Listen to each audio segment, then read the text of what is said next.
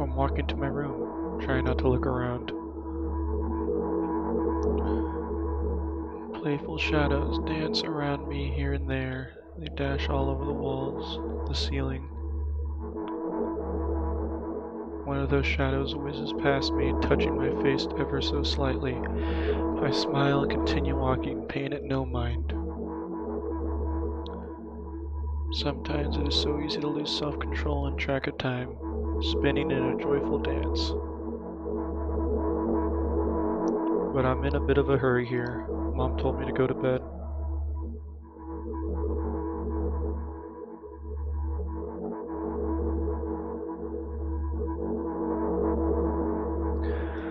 I walk past the kitchen on my way to my room. The door is shut, but I can still feel the chilling air coming from the other side. My first thought is that there is a living corpse blowing into the keyhole, laughing mockingly. Aha! That's so silly. I'm absolutely sure we have no corpses in our kitchen. And I know for sure that we've never had any corpses in our kitchen. I'm absolutely sure of that.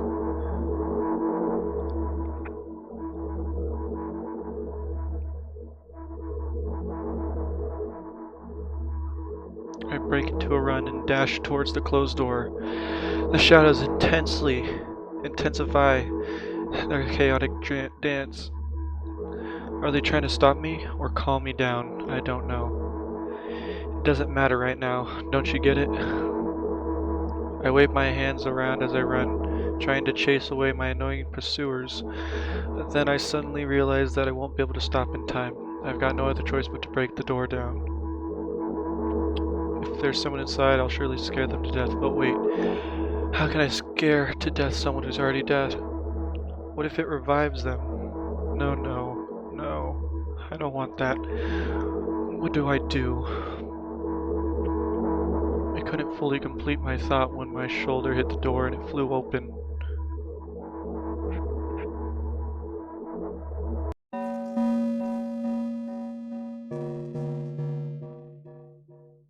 As I expected, there was no living corpse inside, but there was a bag of milk I bought today, sitting right in the middle of the table, watching me with its unblinking eyes.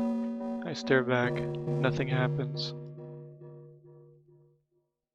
Although, what exactly did I expect? Gratitude? Have I done something that warranted it? A bag of milk probably doesn't care whether it's on the shelf in a store or on the table in my mom's kitchen.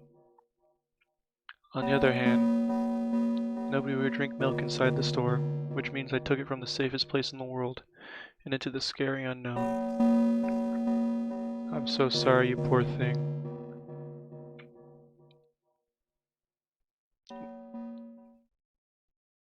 I turn away in shame and leave the room in a hurry. I only bring others trouble. I walk toward my room through a narrow corridor.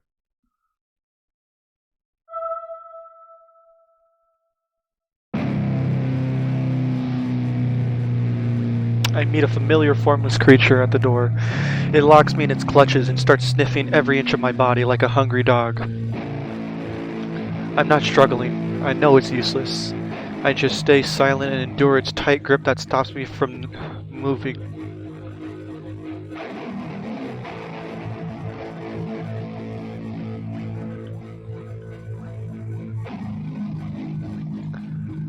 After sniffing me from head to toe, the creatures hold out its ugly paws, bearing a single claw, thin and sharp like a blade. Again? I stare questioningly into the monster's bottomless eye sockets. Don't move. The creature squeezes my hands until my veins start bulging, and I just keep staring into the black cavities where its eyes should be, ignoring all pain. I promised so many times. Stay put. The moment it says that, its claws pierce my arm. I don't feel anything other than the barely discernible crawling under my skin in the ring of tightly sprung sinews. But then, the claw injects its venom into me. It hurts. A white veil appears in front of my eyes. My fingers cramp and start twitching frantically. I lose control over my body and slowly slide to the floor, just like last time. But... why? Why do I feel so hot? I feel my blood boiling up. Strong shivers run through my body, paralyzing every single cell, while my veins and arteries heat up, almost bursting from that pressure.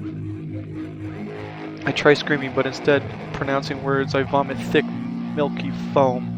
The creature notices it and throws itself at me in anger, grabbing me by the throat, while keeping the poisonous claw inside my arm. Kill me! Kill me! Hysterical screams resound through the corridor. In a fit of madness, the creature starts scratching my neck. Bright splashes fly everywhere, hitting the walls with a loud sound. I try to imprint where every drop fell in my memory so I can gather them all later. I need to remember. I need. A new wave of pain washes over me. Everything turns pitch black in an instant.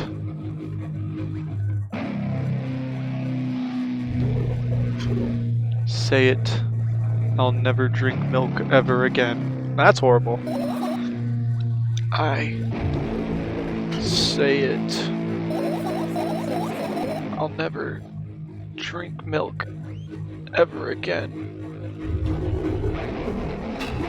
Say it again.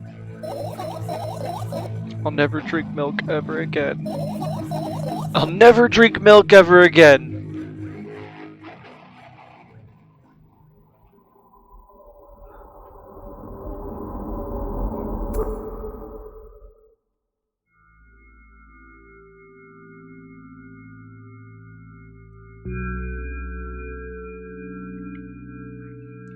I finally get to my room. I'm so tired of all this fuss. Thankfully, I still feel comfy and warm in my room. Even the weird sounds coming from the outside don't make me anxious at all. Mom told me to go to bed, so I need to perform all the needed preparations. I washed my face, and now I'm standing in front of the mirror with a toothbrush in my mouth.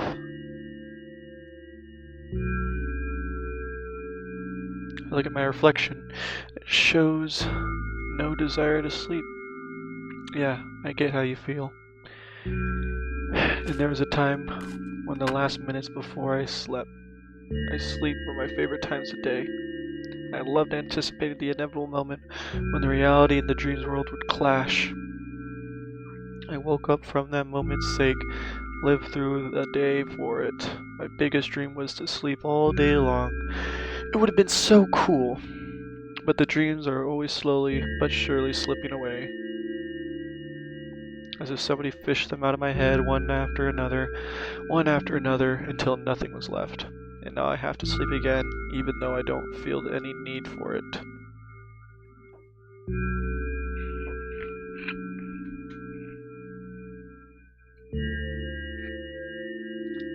After finishing with my face, I usually reach out for my pills. It's funny, but I have no idea how they work separately since I just swallow a bunch of them without thinking. Now I want to have a better look at it, to twirl it between my fingers, to chew on it. I'd do anything to stall for just a little bit more time. A smooth, protruding red capsule is looking at me. It is covered in a murky, semi-transparent film, but I can still discern its contents. So what do we have inside you? I gently press on the capsule on both sides, and to my surprise, it turns out to be soft and squishy. I press harder and the capsule pops. Sticky, bright red liquid pours out. Filthy. Filthy. The pill flies straight into the waste bin as I start rigorously watching my hands. There's no way I'm drinking that. Next was a flat pill, of the same blood red color. There were some letters printed on it. Oh, I get it. This is the medicine that makes me really sleepy, but it's not the type of sleep I want. That's not it at all. It's fake. No, no, no. I don't even want to look at it. This pill flies into the waste bin as well. The next half hour goes by a similar fashion. I study every pill from all sides, and then I find a reason not to swallow it. I invent my own medicine instead, and enjoy swallowing them one after the other, letting myself drown in their healing effects. Hey, my neck doesn't hurt anymore. Hey, my hand doesn't hurt anymore. Hey, my head doesn't hurt anymore. Hey, my heart doesn't hurt anymore. Hey, my stomach doesn't hurt anymore. Hey, my eyes don't hurt anymore. How come I didn't think of this earlier? This is so simple. I need to brag about it to someone right away. But not to my mom. She'll just scold me. And she's sure I'm sleeping anyways. I don't want to disturb her without reason. I'll think of something myself. Besides, I just really want some small talk. I wonder, who's going to be my conversation partner?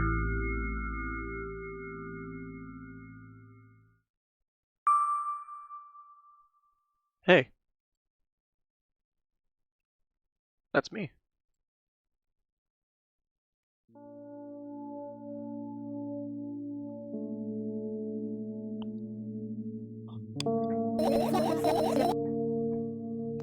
Hey, long time no see.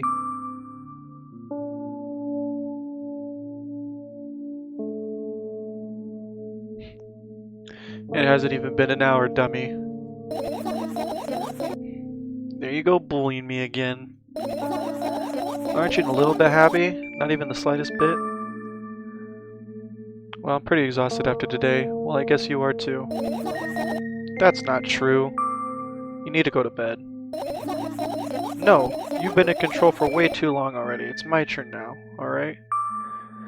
I'll just stay silent until the medicine's effects wear off. How about that? Hey, you can't do that. You need to do your best to make me feel better. That's exactly what I'm doing. What a bully. Actually, why am I even worried about this? In reality, I don't need you at all. Huh? I'm so energetic and I feel great, which means I can do anything. And you can watch and agonize over your uselessness. What? I can't imagine how angry you are right now. I'm very mad. Why are you so happy all of a sudden? And why would I be sad? No, I don't want to do this! Remember yourself a couple hours ago. I don't know what you mean. Stop lying. Nuh-uh, I still don't understand. Whatever, unlike you, I won't forget that pathetic, snotty girl for a long time. I don't want to say this! Welcome to Outside of the Milk. Outside of the milk. Outside of the milk. Outside of the milk. Milk inside, outside of the milk. Milk outside of the milk. This is the first time I'm playing it, and it's very interesting. I played the first free game. It was inside of the milk, milk inside of the milk, and inside of the bag inside of the milk. And it was very good. And this is the second version, where you talk to this girl, and you're basically her only friend. She just whines and whines all the time. Don't even try ruining my mood. I want to have fun while we're together, alright? So you're the one calling the shots now? Yeah! Alright, let's see how long you can last. We'll see, yeah. I'm really that pathetic? Can I say no? Feel streams streaming down my cheeks, hanging on my chin, falling in my clothes, burying holes in them. That was fast but not unexpected. What? Hey, at least I tried. Go wash your face, then we'll decide what to do with you. Damn, this is crazy.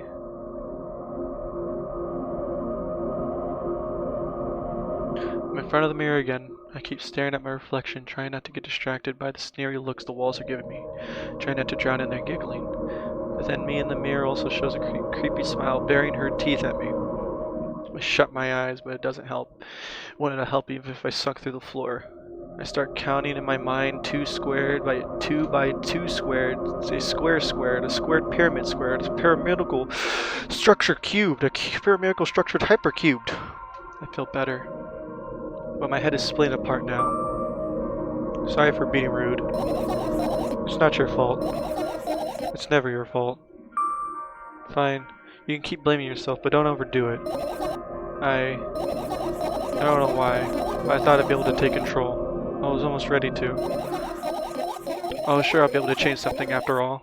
I was able to buy milk, you know. Yeah, you don't know how challenging it was.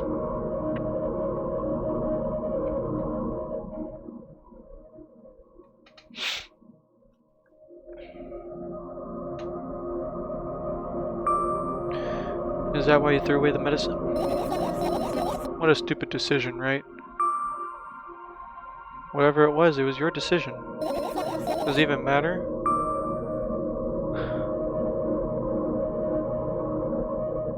Yeah. Somehow I find it hard to believe. And why did you do that?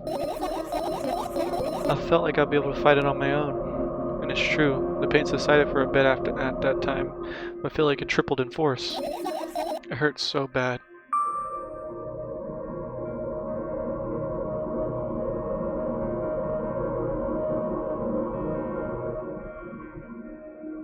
This is brutal. This is very brutal. You'll know what to do. Dejected, I reached out for the shelf with my medicine. I swallowed the pills one after the other, chasing away the unpleasant visions that keep floating in my memory. Yet my mind still draws a terrible picture. Lumps of coagulated blood and transparent coating travel down my esophagus, scratching its walls, leaving behind furrows.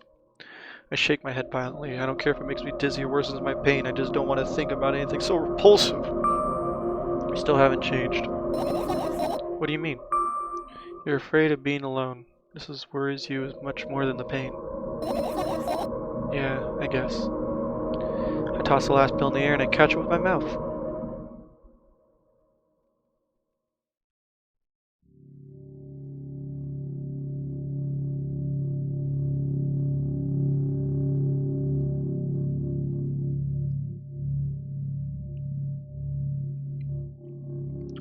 I lie on the floor.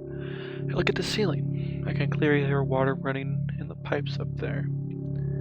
I hear the crackling of concrete blocks that will someday surely fall on my head.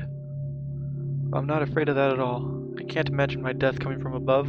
Rather, it's rearing its claws from somewhere below, waiting for me to lose focus. Jesus. Did I mention that this is a dark video game? So, spoiler. It's dark. Do you want to talk about it?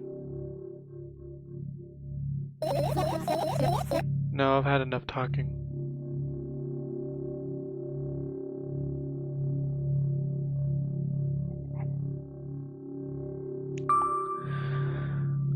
What do you want then?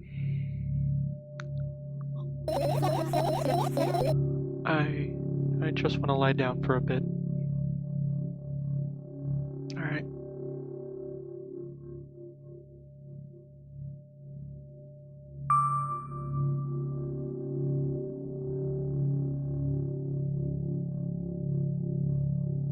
Even if the ceiling is bound to collapse, it won't be today.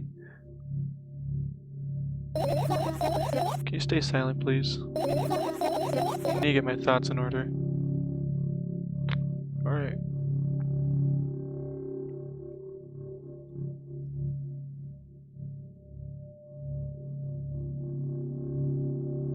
Carefully extract thoughts that are yet to be fully formed from my head and lay them all out in the ceiling in orderly rows.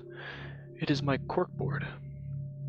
In hopes of seeing the whole picture, I switched them from one place to another, piling them on top of each other and scatter them around. And in the end, I throw them off with my hand, annoyed, and start over. I can't do it. You can always imagine your thoughts as something small and swarming, like cockroaches. Ew, I hate cockroaches. Can I make them fireflies? I don't mind either way.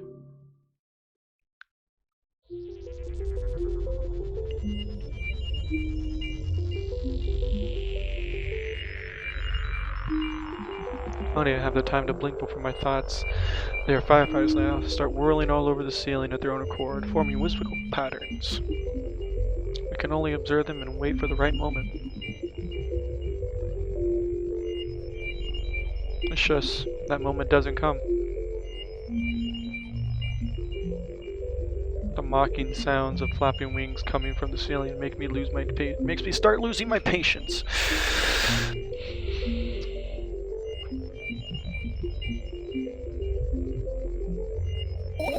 Enough. I hate you. Oh, do you hate me? Do you really do?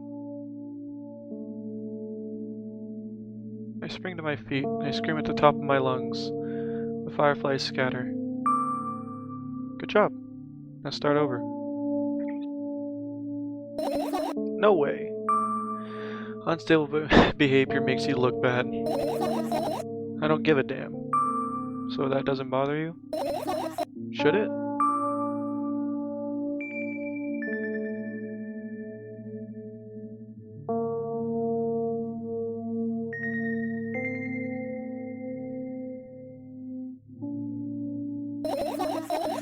And what do you want me to do then? I don't know. It's up to you.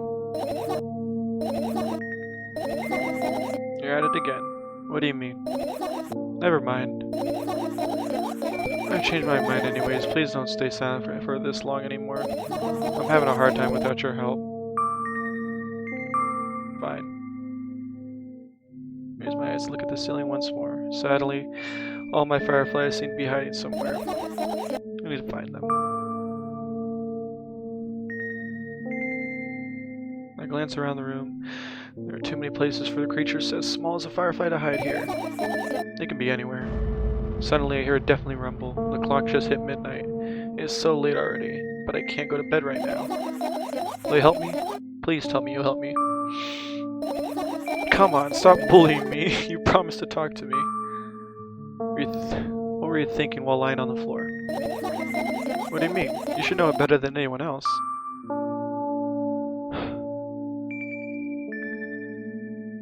That's the idea. I have no idea. This is weird. Will you tell me?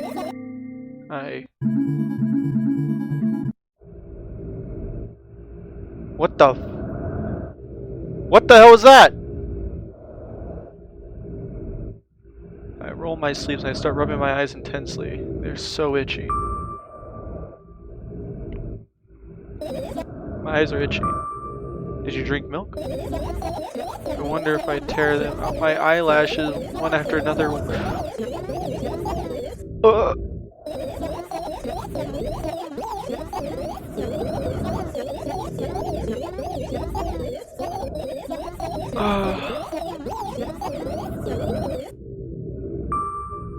What have you done?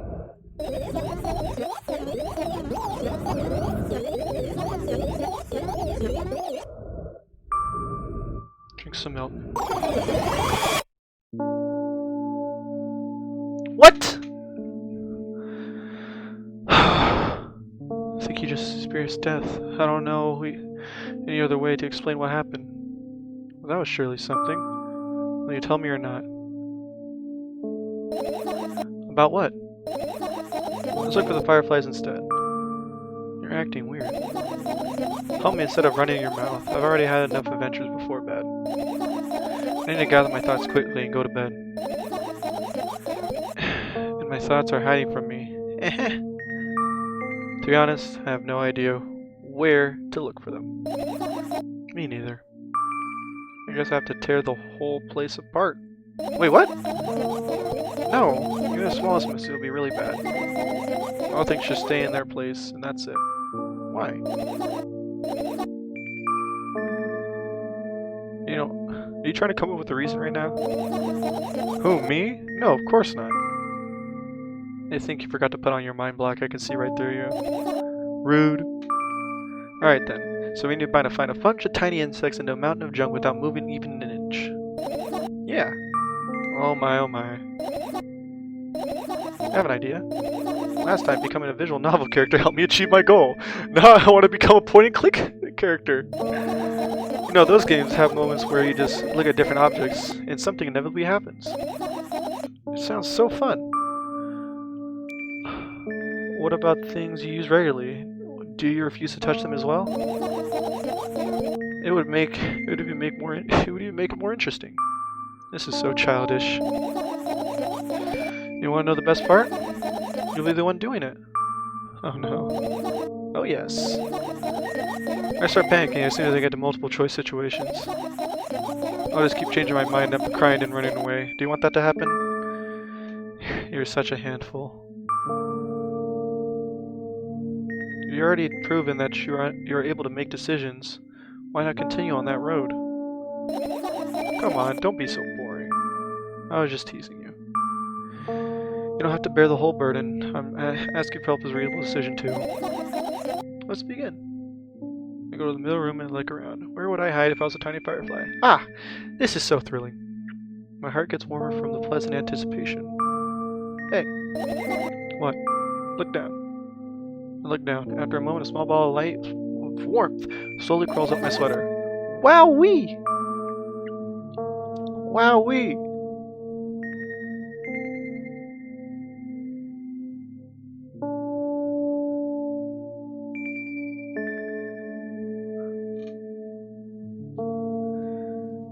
I carefully grab the firefly. It is pleasantly scorching to the touch. I place it on my shoulder. I'm sorry, little guy. Time to come home now. As if it was in order, the firefly slowly drifts up, circles around my head for a bit, and then flies into my ear with the speed of a bullet. It tickles. One down, let's look for the others. Yeah!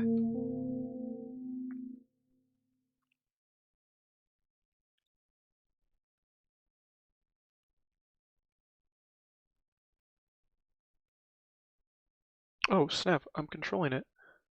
Oh.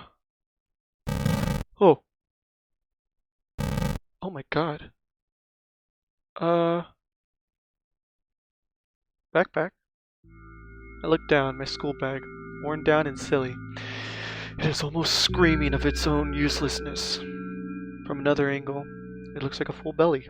Its contents almost regurgitating, decomposing, and turning into a sticky, mushy substance. What a cool image. I need to remember this. Totally not cool. Tell me what's inside your bag instead. Nothing special. Mostly just all sorts of books. I've taken all the pens and notebooks out of there, and I'm not interested in anything else. You used to go to school, didn't you? Yeah, I did, and I had a blast all the way. Are you sure you understood my question? Do you think everything in my life should be doom and gloom? Well, you're wrong. Alright. What did you like most there? Huh. Well, the rooms were really bright, not like at home. That's it? Don't rush me, let me remember. Well, the beds were also soft, and the food was nice. By the way, I attended all the classes, the others I always skipped. They probably got told off so hard. I smiled gently, absorbed in warm memories. You never graduated, though. Yeah. During your last day there? It was a normal day. Dad picked me up earlier than usual. He told me that I'm already too old for the school curriculum. I also realized that some time ago. The tasks were way too easy. Then we got in a car and went home. Mom greeted us, we had dinner, and went to our rooms. And then what happened? I don't remember. And does it even matter? Tell me about it. Is your memory that bad? Please? Oh, fine. That day, Dad picked me up from school earlier, explained to me that I need to grow up. It's not like I could completely grasp what he meant. Either way, I didn't resist. We got into the car and went home. Mom greeted us there, and we had dinner, and went to our separate rooms. Satisfied? Yes. Good. I look at my bag again, light pouring into the room. The window glints on the metal parts, and there are also a shadow underneath, which means it's real, sadly. Whatever, I don't care anyways. I almost end up kicking the bag in a feat of sudden anger, but I manage to stop myself in the nick of time. If I move it even an inch, the whole picture will collapse and I'll go blind. It has already happened countless times. What do you mean you'll go blind? I spent months memorizing every location of every item in the room, and that's why I can see them so clearly and vividly. You won't get it. Look at your feet. I look down and I see that there's a small insect crawling towards me from my bag. It is barely glowing, and it can't even fly. I guess this firefly is really tired. I bend down to pick it up. The firefly starts glowing brightly as soon as I touch it, and then flies up. There you go, boy. Good job.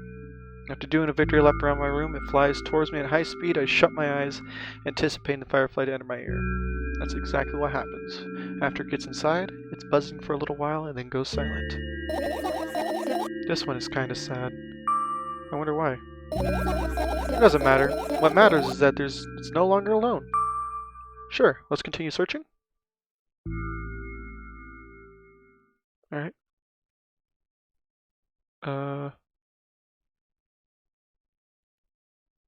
Let's do...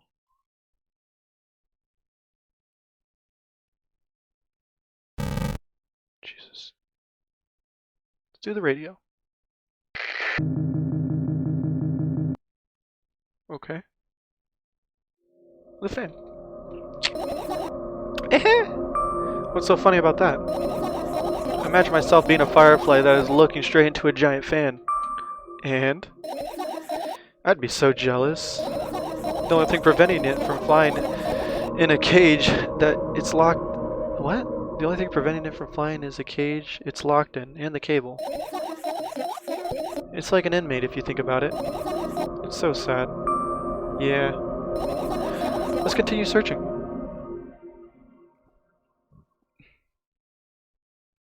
Let's try the papers. What are those? Ah, those. Those are the photos of my best memories. But they're empty. I stare at them so intensely that I burn them with my eyes. Now they're covering the cracks in the walls. Cracks? Forget it. Are we continuing the search or what? Okay, we are. Cracks in the wall. I look up towards a very high place under my ceiling. I can hear countless numbers of small legs march into the AC unit. Oh well. What happened? Fireflies can't be friends with cockroaches. We better look somewhere else. Why would cockroaches be there? Have you forgotten? You're the one who told me to think of my thoughts as cockroaches. Yes, but... They became fireflies afterwards, but cockroaches don't just disappear like that. So they occupy this space. You understand now?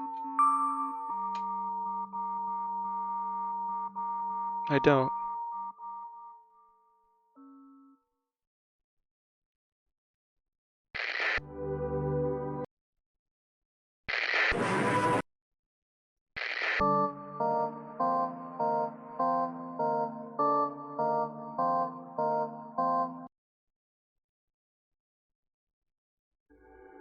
This is my sketchbook.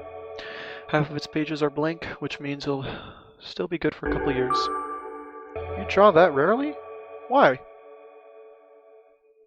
Isn't that obvious? If I run out of pages, I'll have to buy a new sketchbook. I can't get to the stationery store on foot. I'll have to take the bus. Do you even realize what kind of nightmare that can turn into?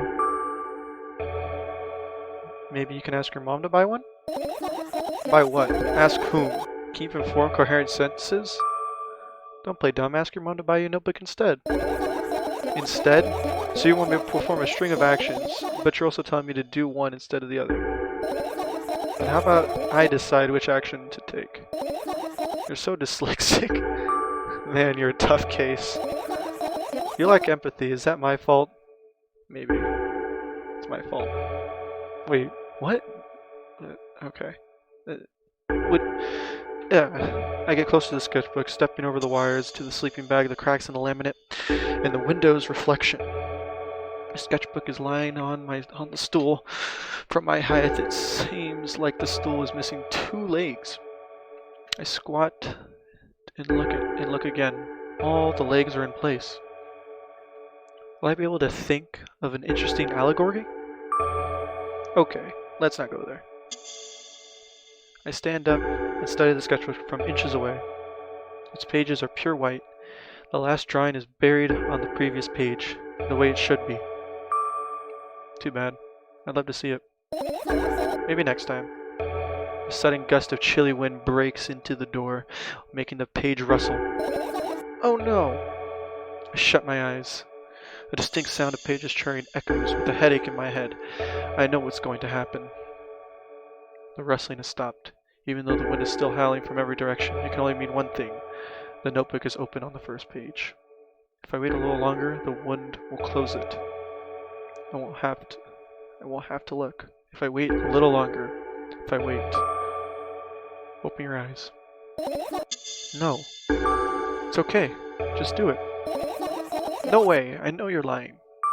Calm down. No. Calm down. No. Calm down. No.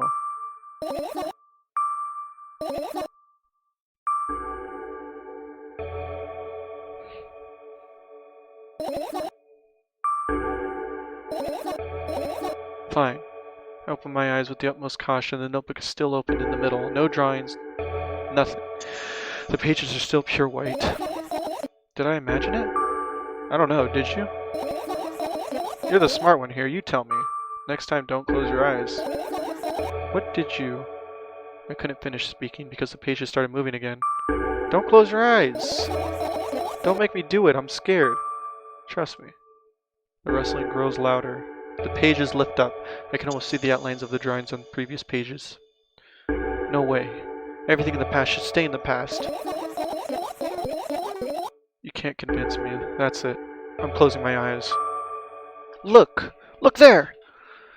A barely visible light seeping through the pages. With every new gust, it becomes brighter and brighter. A firefly! The wind immediately stops. For a moment, the world sinks into perfect silence. But only for a moment.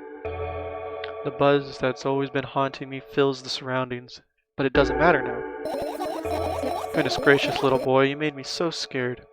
The firefly blinks, flies up, and enters my ear, buzzing loudly all the way. I spend some time looking for the perfect spot in my head, but then its buzzing dies down. Phew. You okay? Running short on time, so let's continue searching.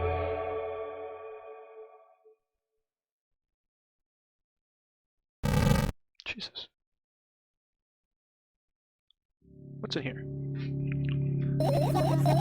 I doubt it. All the compartments are locked. What if? I don't even want to think about what's inside. Who knows what we'll end up imagining. Umbrella.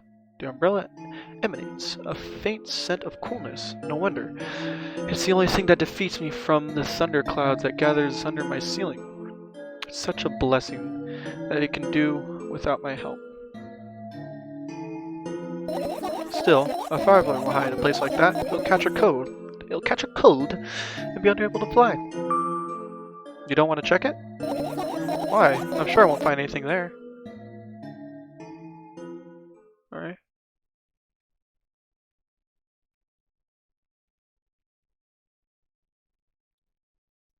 Plants. Right, insects enjoy pollinated flowers and stuff like that. Yeah, I guess. I get closer to the flower shelf. I sniff around. The leaves smell of dust and cardboard. and death. You know those plants are long dead, right? I'm not sure a dead plant will be able to attract any insects. Well, I kinda don't have a choice here, you know. Still, you're right. Let's continue searching. Why don't you throw them out? Weren't you listening to me at all? Is it because you are very introverted? So you don't throw stuff out? That's probably why. What are this? Usual notebook pages glued to the wall with duct tape. Numbers are drawn on them, and is only the kind of information I can take in without trouble. Doses and side effects? Yeah. I thought you'd know them by heart. Yeah. This is not your handwriting, isn't it? Of course it is. Shaky, broken lines, ugly numbers. It's not writing. It's more like claw marks. Don't forget to thank your mom. I don't need your advice. My scream makes the pages rustle relentlessly. After a moment, a firefly appears from underneath one of them. After looking around in a businesslike manner, it takes off in a businesslike flight and ends up entering my businesslike ear. Hey, let's continue searching.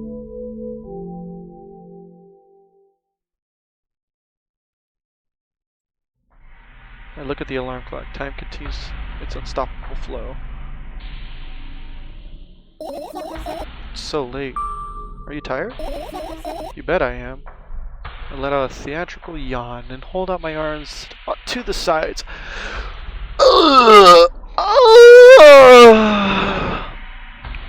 1, 2. Then I raise them above my head. 3, 4. Maybe a little workout will help me freshen up.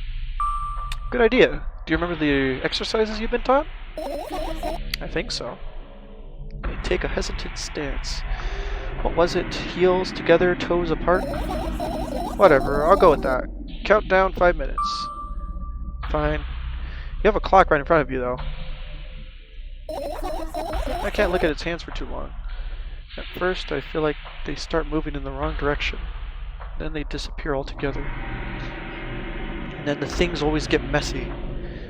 Last time I saw a pair of eyes on the clock face. And also, I used to hear voices back in the day. You pleaded for help, I think? What a mess. Truly a mess. It was a mess, right? A mess. Well, are you counting down? My god, finally. What do you mean? I was trying to get through to you for half an hour. Huh? Forget it. Do you see that firefly? No. Let's continue searching then.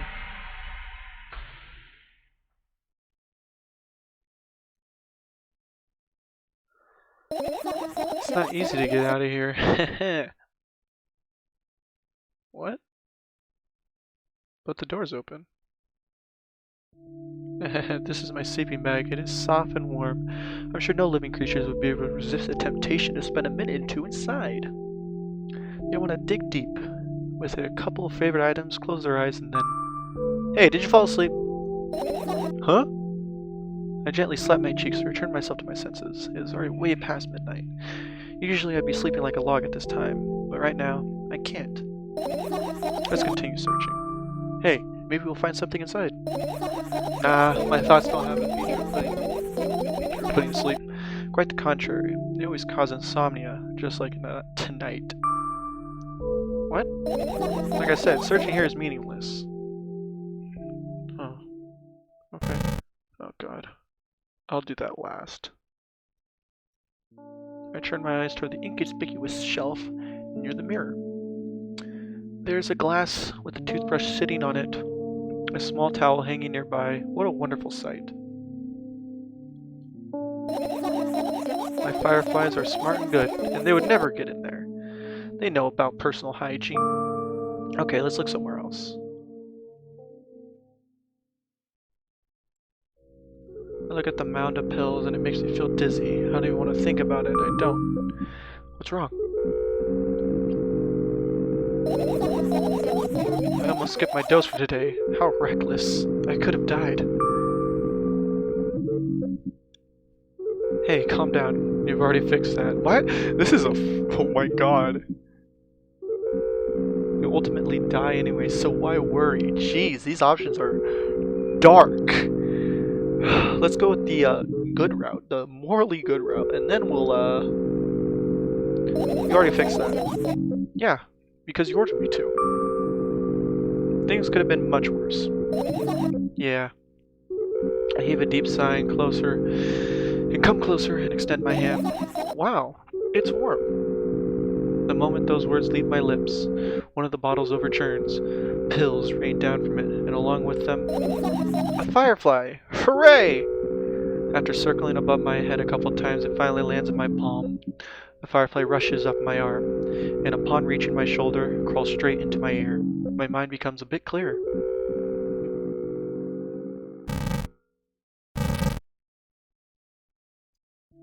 I tilt my head backwards and almost fall over. The closet is hanging under the shelf, the ceiling, and at least 300 feet off the floor. You joking? Even though it's my room, not everything here is for me to use. Whatever. I don't care. Yeah, I don't care at all. Like, totally, I'm definitely not worried. Like, not even the tiniest bit. Not even a smidget of the littlest bit. Not even for 1,000th of a percent. That's how much I don't care. Hey, I'm not even telling you how much I don't care. From this moment? No! That's messed up. Oh, I don't want to ignore her. I'm showing you how much I don't care by giving you these percentages. Oh no, you don't. Then act normal. Take your normal pills.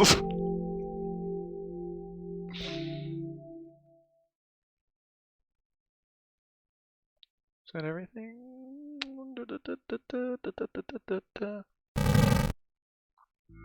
I get close to the waste bin and look inside with curiosity. Pill packaging, notebook pages, and other garbage. Boring. There's nothing here. Indeed, no self-respecting firefly would hide in a heap of garbage. Can't disagree with you there.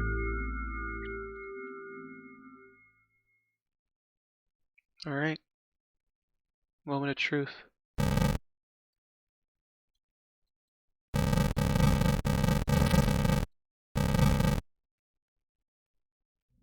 I look at my laptop. I haven't touched it for years, and it's covered with a layer of dust as thick as my finger. Bizarre item. I fear it. Why? Why would you fear the laptop? It's a long and boring story. Wonderful. Tell me about it. I insist. I don't remember how it appeared in my room. One of my parents probably bought it here because they couldn't find a better place for it. They didn't prohibit me from using it. On the other hand, they encouraged me to do so. Sure, I spent my whole days in front of the screen, gaming, drawing, engineering calculator, 3D modeling. So much fun to do. You had amusing hobbies. Yeah, I did, before entering the web. I get it. Yep. Yep. You're right there. Huh? Imagine this. You're a hamster that lives underground. You have everything for comfortable living. Did you imagine? Yep. Always your analogies are spot on. Okay, I imagined. Alright, you're a hamster that lives underground. You have everything for a comfortable living, okay? Okay. Wonderful. And here's the situation. You're a hamster that lives.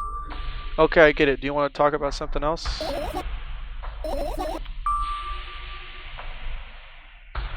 You'll end up returning to that subject anyway. One wonderful day, someone digs you up from your hamster house and brings you to a pet store. Your new home is a cage. And it's way more comfortable and warm compared to the underground. The most important part, you have a lot of neighbors here. Their cages are identical to yours, and the other hamsters look identical to you, too. That means you are all the same. Apart from the fact that they are born from that shop. You ask, what does that indicate? And it tells you. I'll tell you. Nothing at all. I forgot what I was talking about. Gosh. Okay, let's start over. Try again, but try to try to avoid the stupid hamster analogies. You know I'm not at fault here. So, I've had a lot of friends online. Tens of hundreds of them. Impossible to count. Is it really impossible though? I had exactly 317 of them. Although I guess nobody counts the exact number of hamsters that they walk into a pet shop. I count them. Okay, don't get distracted. Alright. From my 317 friends, 68 of them were into gaming, just like me. 113 of them like drawing, just like me. The remaining 119 were into calculating and 3D modeling equally. When I say equally, I don't mean 59 and a half friends on each side. Alright? You can split even numbers, no problem, but math just doesn't work when it comes to friends. Like a major conundrum, right? Get to the point. I knew, of course, that no real people exist on the web. I also understood that all my friends die the moment I turn off my laptop. But I still wasn't even a bit worried. Why? Do you know what computer programs consist of? Just a combination of numbers. Which means my friends are also numbers. Isn't that amusing? Not really. Why do you call them your friends? I mean, everyone who shares my interests is my friend. I don't care whether they know about my existence or not. Anyways, I was saying, every program has its own algorithm and purpose. It's a mathematical formula. And if you solve that formula, you'll be able to predict the program's behavior at any moment. The longer you speak, the less I follow. I mean, the text says he follows, but I'm following 100%. I understand. You don't need to follow me around, just listen. I sit on the floor and the laptop screen ends up right in front of me. The only thing reflecting in it is my dim face. A web person is just a random picture and a random string of letters. Words and action from a web person is just executable code. Twitter. Hey, let me know if you need a break. One day, someone appeared, and from that point on my laptop was always on. And there's no real people on the web, and he was good at pretending. At some moment I let him trick me. Hey, look! Huh. Suddenly a firefly slowly crawls out of the laptop's vent grill. I reach for it, it gets on top of my palm, blinking, all the while. I think it's trying to say something. I can see that myself, if only I knew what. It looks like a cipher. Don't you want to crack it? I changed my mind. I have absolutely no desire to find out what it says. Man, the firefly stops glowing for a moment after that. Then it starts glowing again, as if it's come back to its senses. For some time it thinks about the further course of actions, then flies up and dashes into my ear. Let's continue searching. What about your story? You must be mad for me to interrupting you, I'm sorry. If you do everything right, I'll finish my story, maybe. Do you promise? I promise. And if you forget, remind me. With a code word, for example. What code word? I'll think of one later. What? The code word! Alright, for now, let's keep searching for my fireflies. I want to know what that is.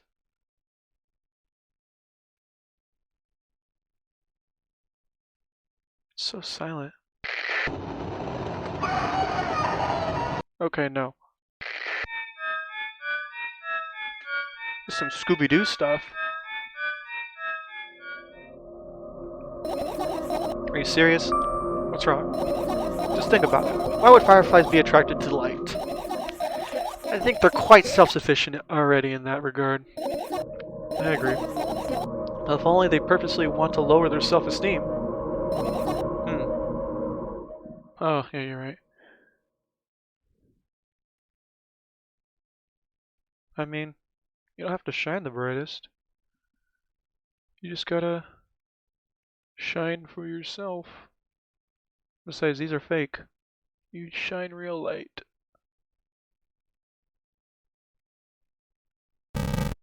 Jesus Christ, that scares the shit out of me.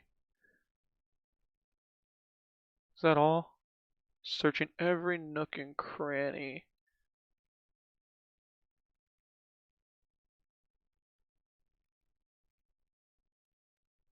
Why is that?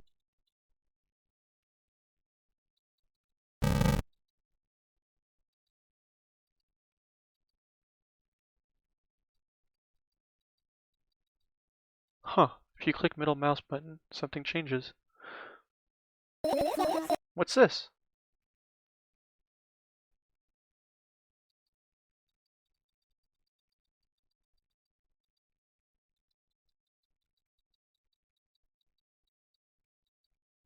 It moves a little bit.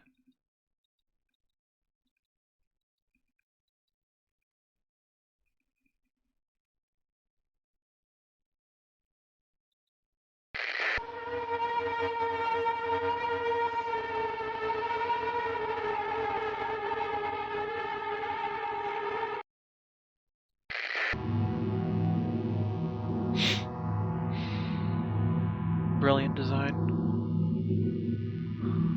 Really love this.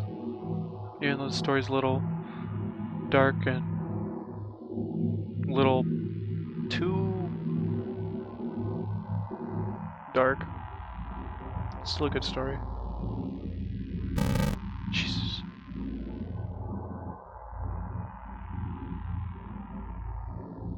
Guess we finished it. You found all the fireflies. Amazing. I guess. Managed to get out my thoughts, but something still worries me. On the other hand, I wasn't supposed to be happy anyway. Why not? If I lose something and then find it, it's just gonna be just back to the starting point. No changes at all. A zero sum. And happiness is always about being positive, right? You shouldn't think too much. It hurts you. I hate thinking. I want to sleep. How about you get some fresh air before sleeping? What do you mean? Well, go to the balcony and breathe in some air. Somehow those words triggered a panic attack in me. I subconsciously step away from the balcony. I don't think it's a good idea. Why? This may sound silly, but I feel like someone's watching me.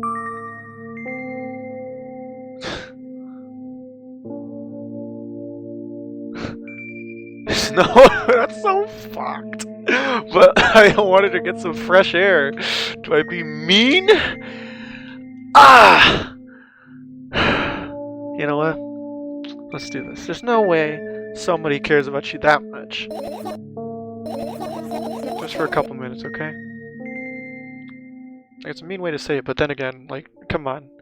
There's no one that's gonna watch you 24/7.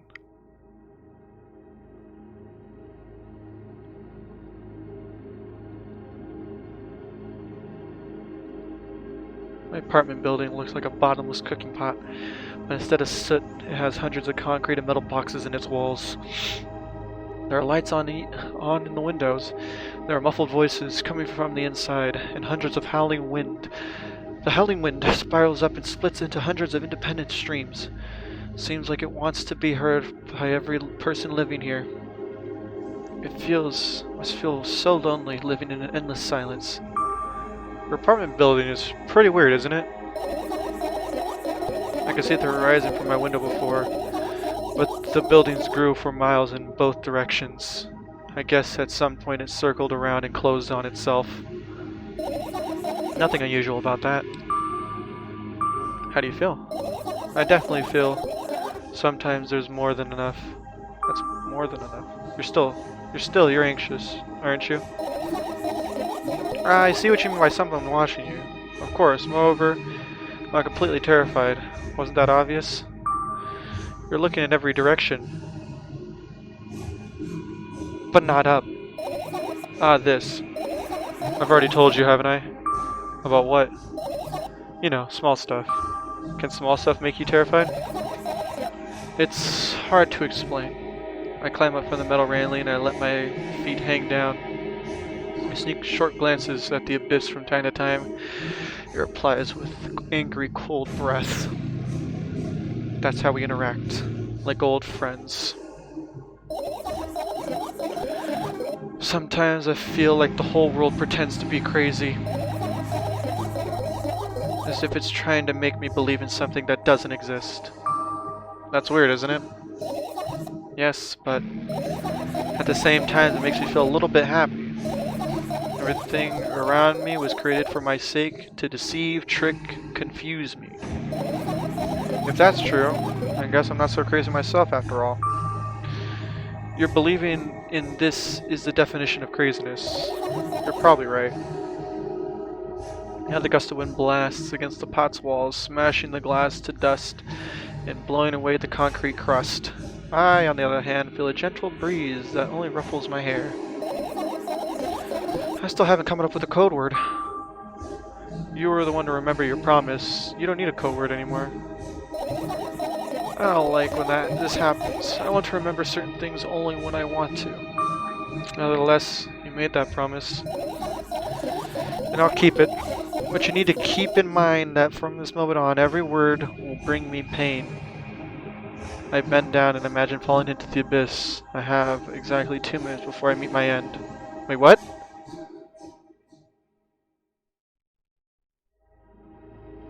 Wait!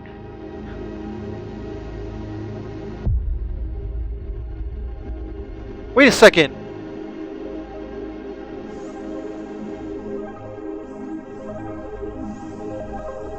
No! I had a friend online, my best friend, even though the combination of letters he used instead of his name wasn't that cool. Well, the combination of pixels he had instead of his photo was also boring and unattractive. This is so strange and wrong, breaking the rules of being online. Why was he doing that?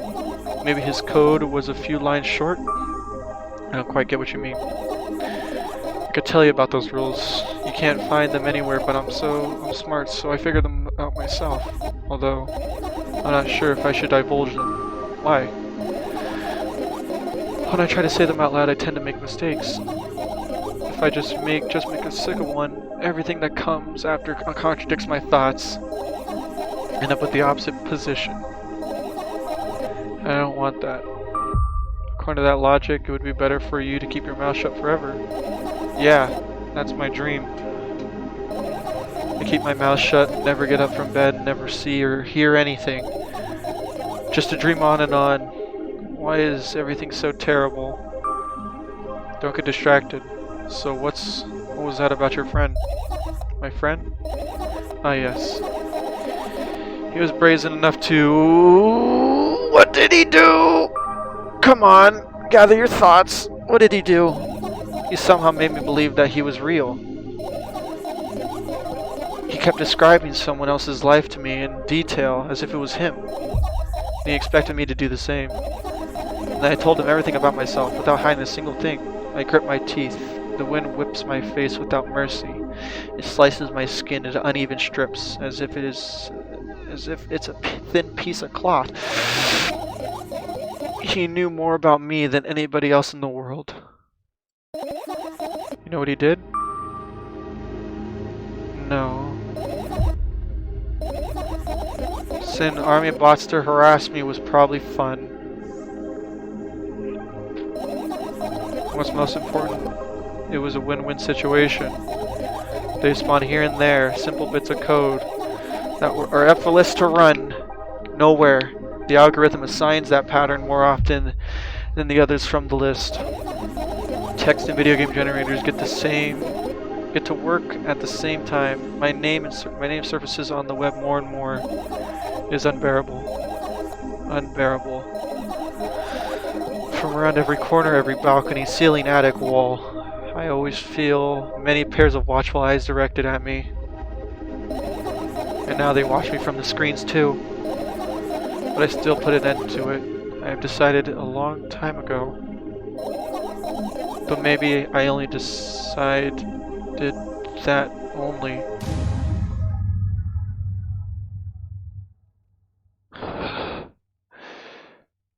Oh my god. It's my second death for today already. I'm cold. Let's go back inside. What? What the hell?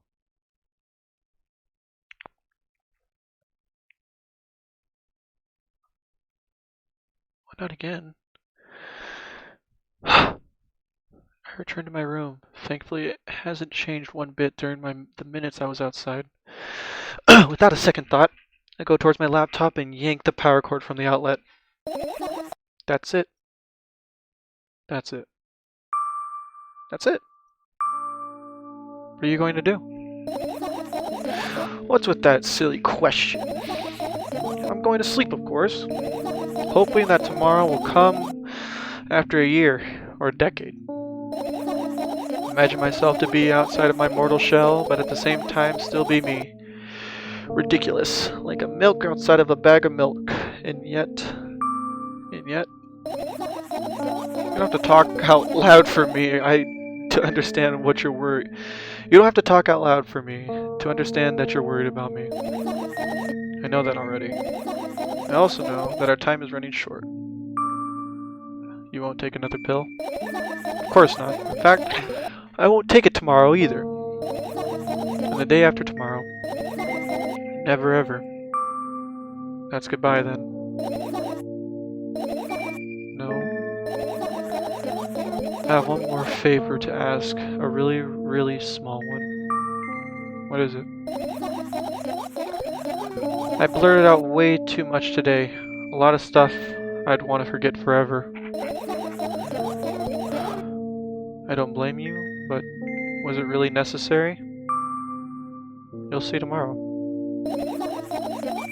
No, I wouldn't be able to sleep like this. Fine, what's the favor? I nervously scratch my wrists and bite my lower lip. Wait a minute. You're afraid to tell me?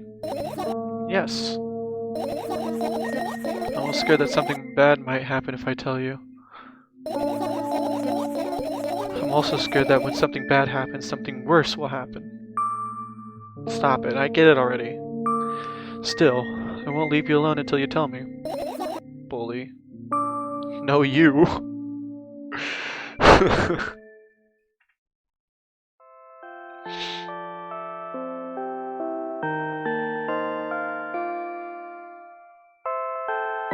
crawl into my sleeping bag. The lower part of the room is very cold. I hurry to wrap myself in blankets, though the electric heater is working hard to keep me warm. I'm sad because the dreams just won't come anymore. You won't believe me if I tell you how I dealt with it at first. Well, I know what you mean. Well, of course I believe you. I know, it was a joke. That's a funny joke! Anyways, I wash my face, brush my teeth, lie down, and imagine that I'm watching a dream. I didn't sleep at all. Of course, I always looked sleepy in the morning. After a week of insomnia, I started feeling weird and I had seen things. Letters floating in the air, strange silhouettes that start appearing in the most unexpected of places. Bulging eyes with trembling pale pupils. It was scary, you know. Then one day, I almost died. I just collapsed into the middle of the room, and I couldn't move for a while. And then the silhouettes, letters, and eyes were hanging over me and hissing. It was horrible. And well deserved, I guess. I felt like I was caught in the biggest lie in the world. Yes. It felt exactly like that. And after that, I stopped. But the silhouettes, letters, and eyes stayed here. I guess they like this place. They always fall on my way, peeping at me, and I'm kinda scared of them, and can't even argue with them. But today, well, still too scared to tell me? Of course, they're still listening, you know. Use your hands. Alright. I start chaotically twirling the fingers with enthusiasm, forming complex shapes. You want me to tell you a bedtime story? Shh. I was trying so hard here, don't you get it? They'll hear you. Relax. Nobody will hear you. Nobody can hear you. So, what do you say? I'd be happy to, but I have no idea how to tell them. Oh, it's incredibly easy. Just talk about something without stopping. Sounds silly, but it's not.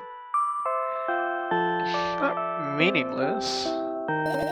Is that blood? You don't know what you're talking about. I know enough to realize that we'll just end up wasting time. Let's focus on something actually important. Boring! Fine. Close your eyes.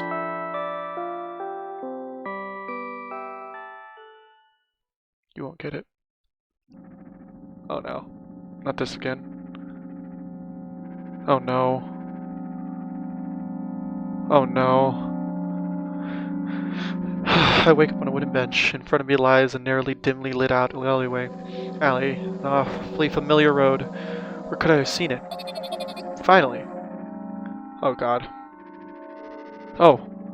I hear a voice from the side. I turn around and I see a boy with a weird expression on his face. You're late! Who are you? The boy blinks in bewilderment. We're not going anywhere like this. Try again. And he takes a very deep breath. You are late! I stare at him, confused. He stares back, also confused. Sorry? The boy nods, satisfied. See? Much better. Do you have a name? My name's Tereska. Treska. I give a brat an evaluating look. He's so young, yet already coming at me with questions like that. None of your business. And besides, will anyone tell me what I'm doing here? Hey, that's rude. It's not like there's somebody else here besides me. Yes, there is. Haven't they told you anything? I know all there is to know, for one. About what? You're obligated to escort me to the store. Treska says that and strikes a victory pose. No way I'm doing that. You do understand that refusal is futile. Well, aren't you full of yourself? I'm serious. I'm not the only one who decided that. Do you think I'm delighted with your company? He's weird, constantly shifting between happiness, sadness, loudness, silence. He's a wacko, and his name is stupid. Are we going or what? You can go, but I need to think. I'd be happy to, but I don't know the way. Tereska puts a cunning smile. I bite my lower lip in frustration. I'll be honest with you, I don't like you. He simply bursts out laughing in reply. I do like you, though. He grabs my hand without hesitation. I don't even have time to retort. Lead the way! Our trip to the store went fine, if not for the fact that Tereska was walking way faster than me. On the other hand, at times he stopped abruptly and went backwards, stunning the ground underneath his feet. In the end, the trip took longer than it should. Jeez. After reaching the store's doors, we were greeted by a sign. We're closing in 20 minutes. Who had the bright idea to indicate their working hours in this way? They probably have special staff for this. Someone who runs to change the sign every 5 minutes. It's convenient! Are you joking? Yeah! You're so annoying. It's much better than being boring. How old are you, by the way? None of your business. And what's your name? None of your business. I was ready to slap the living hell out the brat, but the scary-looking man suddenly appeared behind the glass, holding a cardboard sign that says, We're closing in 15 minutes. Let's go, what are you waiting for? Oh. Yeah. After another round of going across the long row of canned products, we realized that we're lost. I can't believe you don't know where they sell milk.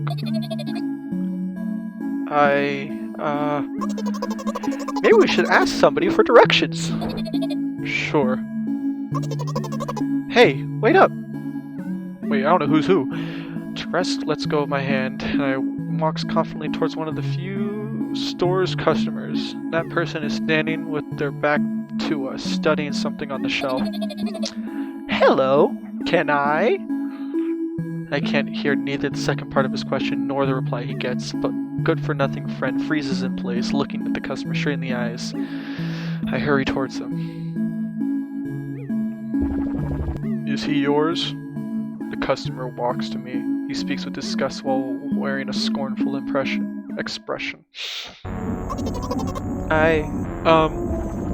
If he is yours, then please get him away from me. Yes, I'm sorry. I grab Tereska's hand and I lead him away. He's still looking at the customer, his mouth ajar and eyes clicked away. I clicked accidentally. Only when we turn around the corner, Tereska calms down. What was that?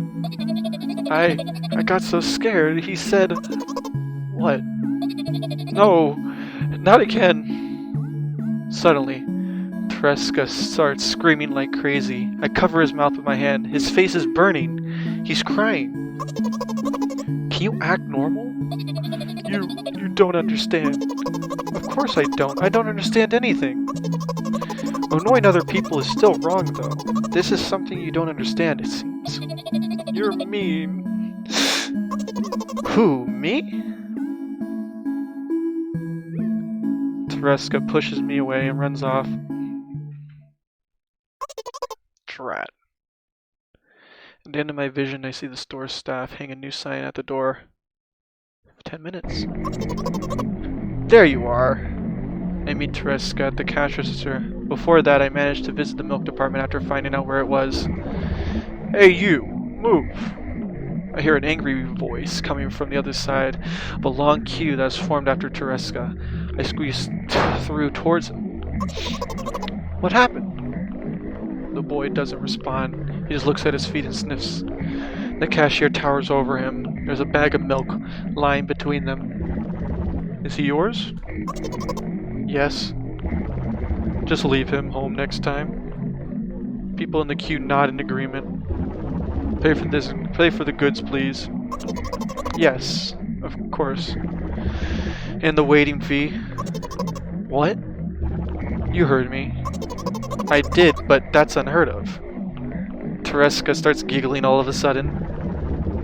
And for the fact that your son is a retard too. But you heard me.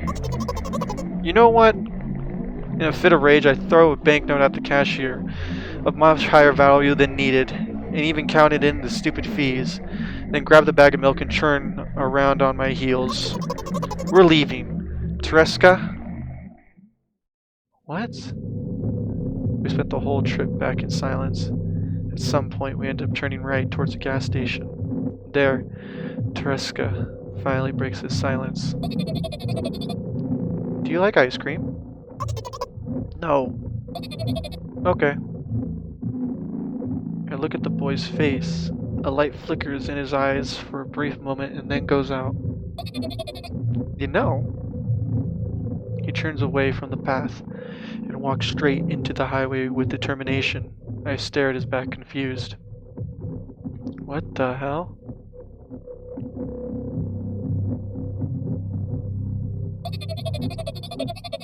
It seems like you're not helping me at all. A new playful light flickers in Tereska's eyes. What?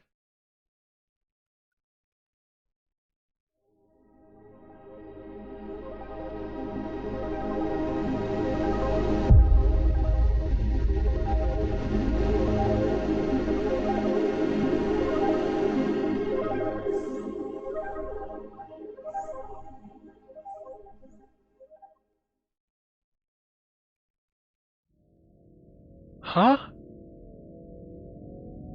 That's the end? There's gotta be more.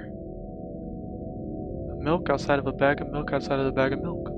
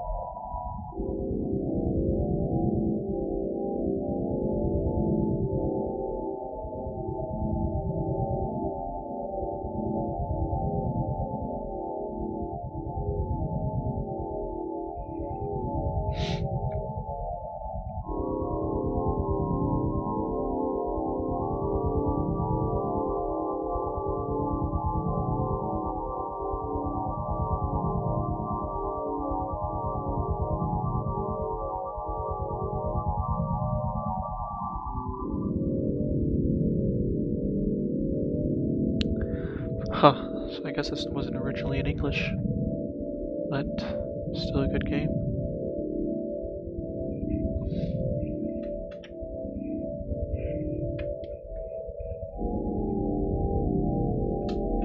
Good translations.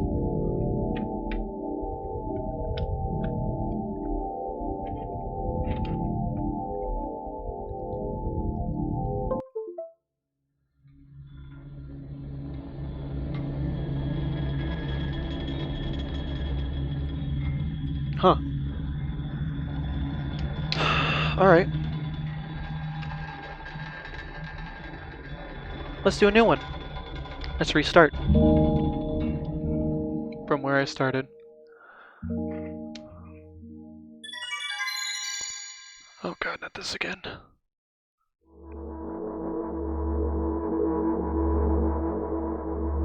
Walk into my room, try not to look around. Playful shadows dance around me here and there. They dash all over the walls, the ceiling.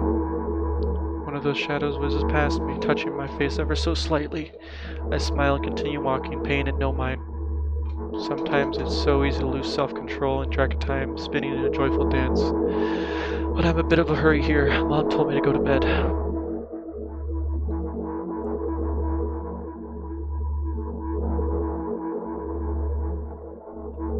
I walk past the kitchen on my way to my room. The door is shut, but I can still feel the chilling air coming in from the other side.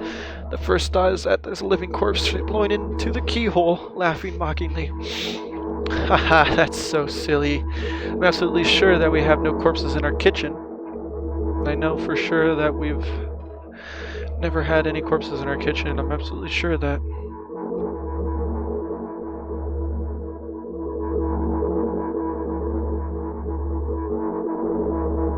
I break into a run and dash towards the closed door. The shadows intensify their chaotic dance. Are they trying to stop me or calm me down? I don't know. It doesn't matter right now, don't you get it? I wave my hands around as I run. I try chasing away my annoying pursuers, but then I suddenly realize that I won't be able to stop in time. I got no other choice but to break the door down. If there's somebody inside, I'll surely scare them to death, but wait, how can I scare someone to death who's already dead? What if it revives them? No, I don't want that. What do I do? I couldn't fully complete my thought when my shoulder hit the door and it flew open.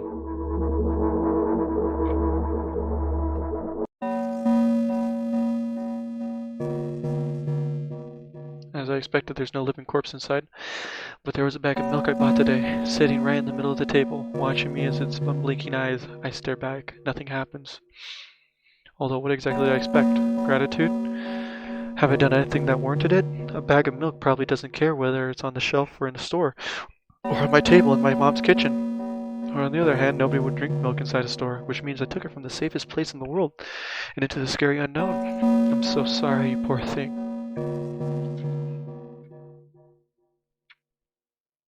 I turn away in shame and I leave my room in a hurry. I'll only bring others trouble. I walk towards my room through a narrow corridor. Not this guy again. No. I meet a familiar formless creature at the door. It locks me in its clutches and starts sniffing every inch of my body like a hungry dog. I am not struggling and I know it's useless. I just stay silent and endure its tight grip that stops me from moving.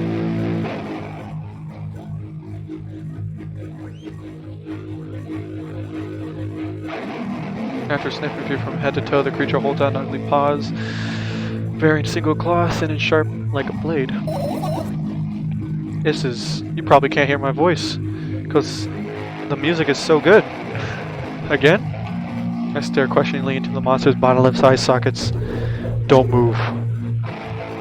The creature squeezes my hands until my veins start to bulge, and I just keep staring into the black cavities where the eyes should be, ignoring all pain. I promised so many times. Stay put. The moment I say that, its claw pierces my arm. I don't feel anything other than the barely discernible crawling under my skin and the ring of tightly strung sinews. But then the claws injects its venom into me. It hurts. A white veil appears in front of my eyes. My fingers cramp. I start twitching frantically. I lose control of my body and slide to the floor, just like last time. But why Why do I feel so hot? I feel my blood boiling up, strong shivers run through my body, paralyzing every single cell, while my veins and arteries heat up, almost bursting from that pressure. I try screaming, but instead of producing words, I vomit thickly, milky foam. The creature notices it, and it throws itself at me in anger, grabbing me by the throat, while keeping the poisonous claw inside my arm. Kill me! Kill me! Hysterical screams resound in the corridor. In a fit of madness, the creature starts scratching my neck. Bright splashes fly everywhere, hitting the walls with a loud sound. I try to imprint where every drop fell in my memory so I can gather them all later. I need to remember. I need. A new wave of pain washes over me. Everything turns to pitch black in an instant. Is that the pill? Say I'll never drink milk ever again. I say it. I'll never drink milk ever again. Say it again. I'll never drink milk ever again. I'll never drink milk ever again. I'll just still drink milk. Some crazy... Maybe not.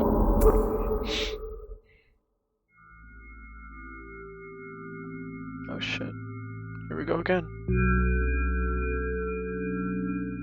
Finally get to my room. I'm so tired of all this fuss. Thankfully I can feel comfy and warm in my room. The weird sounds that come from outside don't make me anxious at all. Mom told me to go to bed, so I need to perform all the necessary preparations. I wash my face in front of my mirror and a toothbrush in my mouth. Look at my reflection, which shows absolutely no desire to sleep. Yep, I get how you feel. Sleep was my... What the hell was that noise? Dream world would clash. I woke up for a moment. Lived through the day. My biggest dream is to sleep through it all day long.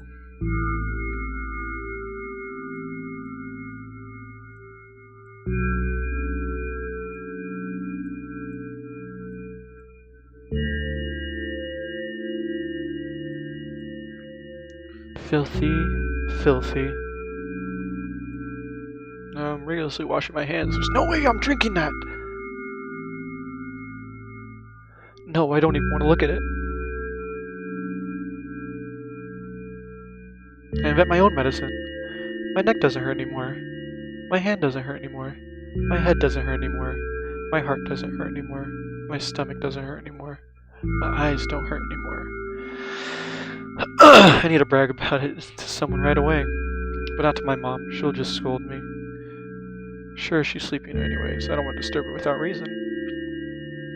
Who's gonna be my conversation partner? Me. Mr. Man. What if I just wait? Do I have to press it?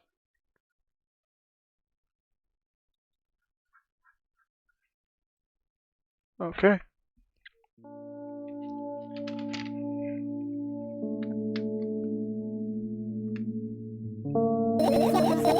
Hey, long time no see. You know we're supposed to meet once per day, right? Why does your voice sound so grim? Naturally, you read the manual. Judging by the pictures, the overdose side effects are usually headaches, dizziness, and exhaustion. Basically nothing I can't handle by myself, after all. Now that I know how to do it. You didn't reply. Aren't you even a little bit happy? Not even the slightest bit? No. Well then, I'm not happy either. You need to go to bed. No, you've been in control for way too long already. It's my turn now, alright? I'll just stay silent until the medicine effects wears off. How about that? Hey, you can't do that. You need to do your best to make me feel better. That's exactly what I'm doing. What a bully. Actually, why am I even worried about this? In reality, I don't need you. At all. I'm so energetic. I feel great, which means I can do anything. And you can only watch and agonize over your uselessness. Can't imagine how angry you are right now. I am fuming. Yeah, I'm all beside myself. And by the way, you're the one that's useless. And pathetic. Don't even try to ruin my mood. I want to have fun while we're together, alright? So you're the one calling the shots now. Yeah. Well, let's see how long you can last. Well, we'll see. Yeah. Am I really that pathetic? Say something. I can feel tears streaming down my cheeks, hanging from my chin, and then falling on my clothes, burning holes in them. That was fast, but not unexpected. Hey, at least I tried. Go wash your face, and then we'll decide what to do with you. Not again.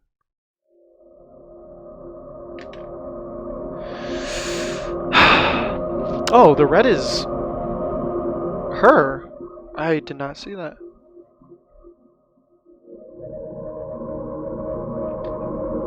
In front of the mirror again, I keep staring at my reflection, trying not to get distracted by the sneery looks the walls are giving me, trying not to drown in their giggling. But then, in the mirror, also shows me a creepy smile, bares her teeth at me. I shut my eyes, but that doesn't help. It wouldn't even help if I sunk through the floor. I start counting in my mind 2 squared by 2 squared, and squared squared, a squared pyramid squared, a pyramidal structure cubed, a pyramidal structure hypercubed.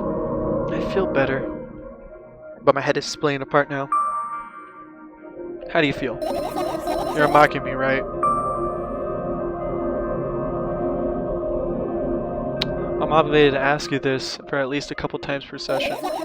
A session, huh? You don't like that word? I'm fine. No, you're not. I don't know why, but I thought I'd be able to take control. I was almost ready to. I was sure I'd be able to change something after that. I was able to buy milk, you know. Yeah, you ought to know how challenging it was. I remember that story. Milk, inside of a milk bag, inside of a milk. Is that why you threw away the medicine? What a stupid decision, right? Undoubtedly.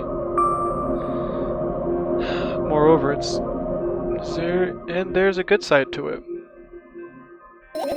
What's that? Wouldn't that mean you're getting better? Nonsense. Medicine is something you're supposed to take, not toss away. Stupid. It's so stupid. Why did you do that? I thought I'd be able to fight it on my own. It's true, the pain subsided for a bit at that time, but now I feel it tripled in force. It hurts so bad. Just drink your medicine or I'll stop talking to you. No, don't abandon me. Dejected, I reach out for the shelf of my medicine. I swallow the pills one after the other, chasing away the unpleasant visions that keep floating in my memory. Yet my mind still draws a terrifying picture. Lumps of coagulated blood and transparent coating travels down my esophagus, scratching its soft walls, leaving behind furrows. I shake my head violently. I don't care if it makes me sick, makes me dizzy, worsens my pain. I just don't want to feel about something so repulsive. You still haven't changed. What do you mean? You're afraid of being alone. This worries you much more than the pain. Yeah, I guess. I toss the last pill in the air and catch it with my mouth.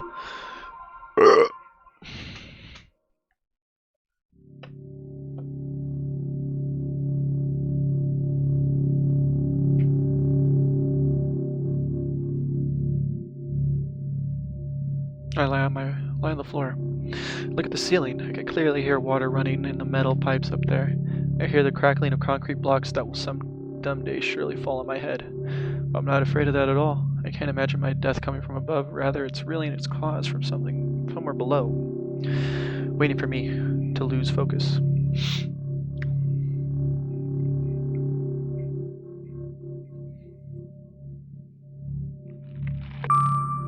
You want to talk about it? No, I've had enough of talking.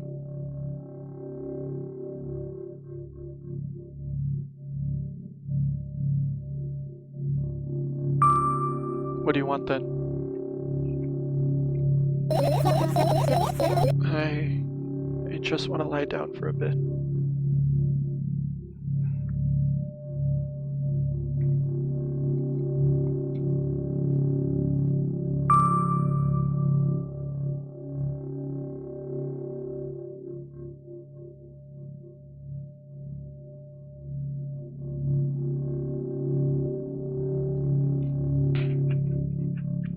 carefully extract thoughts that are yet to be fully formed from my head, and I lay them out on the ceiling in orderly rows.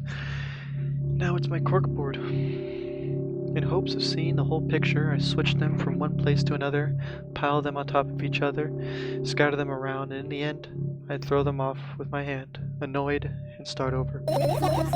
I can't do it.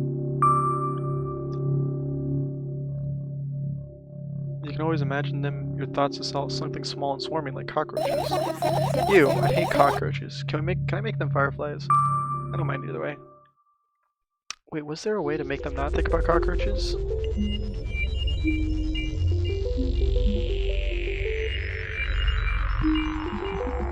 I don't think I have the time to blink before my thoughts, they're fireflies now, start whirling around over the ceiling of their own accord, forming whimsical patterns. I can only observe them and wait for the right moment.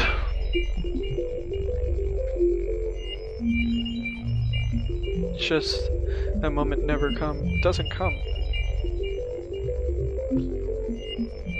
The mocking sounds of flapping wings coming from the ceiling makes me start to lose patience. Enough. I hate you.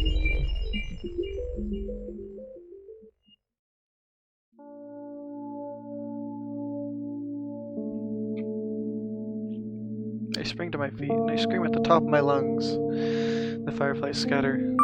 Good job. Now start over. No way. Unstable behavior makes you look bad. I don't give a damn. So that doesn't bother you? Should it?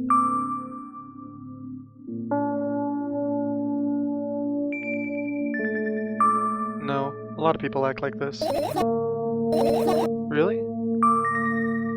There's nothing shameful about snapping at someone, even if you have a reason for that.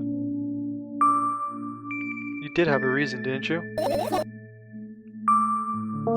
You'll surely get better, believe me. And now, start over.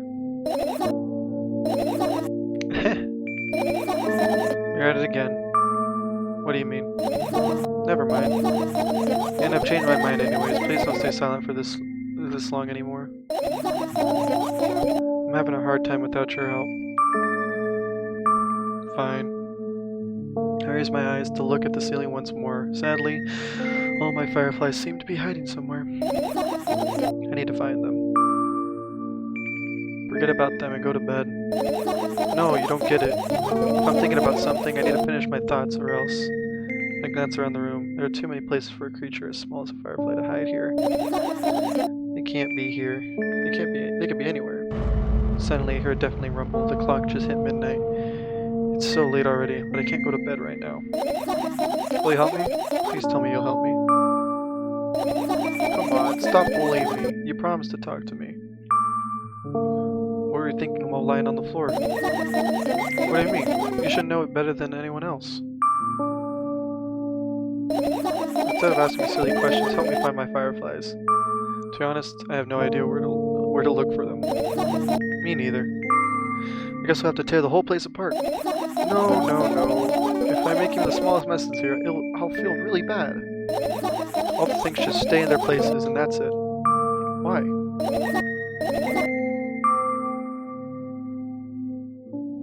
You don't have to tell me if you don't want to. I don't and I won't. Alright then, we'll have to find a bunch of tiny insects around a mountain of junk without moving them even an inch. Yeah. Oh my. I have an idea. Last time becoming a visual novel character helped me achieve my goal. Now I want to become a point-and-click character game. You know, those games have moments where you look at different objects and something inevitable happens. Like, sounds so fun. And what about the things you use regularly? Do you refuse to touch them as well? It'll make it even more interesting.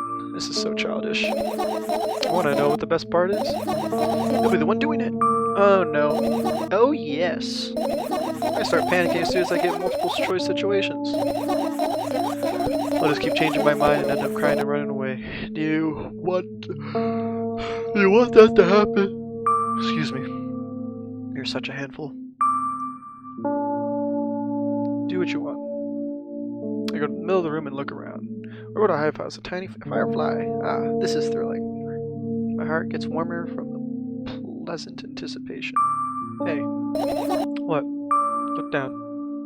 I look down. After a moment, a small ball of light and warmth crawls out from under my sweater. Wowee!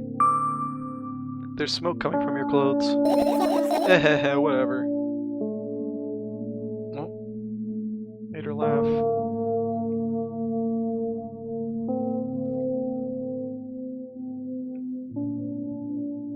Carefully grab the firefly. It is pleasantly scorching to the touch. I put it on my shoulder. Sorry, little guy. Time to come home now. As if it was an order, the firefly slowly drifts up, circles around my head for a bit, and then flies into my ear with the speed of a bullet. It tickles. On down, let's look for the others. Yeah!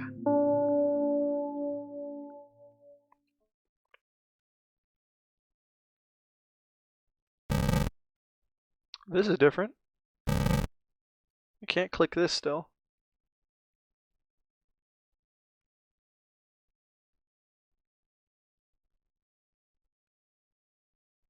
This is different right here. Also, the background's different over here. It's a mountain view, it looks like. I look up towards the very high place under my ceiling. I can hear countless of little legs crawling inside the AC unit. Oh well. What happened? Fireflies can't be friends with cockroaches. We better look somewhere else. Why would cockroaches be there? Have you forgotten? You're the one who told me to think of my thoughts as cockroaches. Yeah, but they became fireflies afterwards, but cockroaches don't disappear just like that. So they occupy this place. Do you understand now? I do.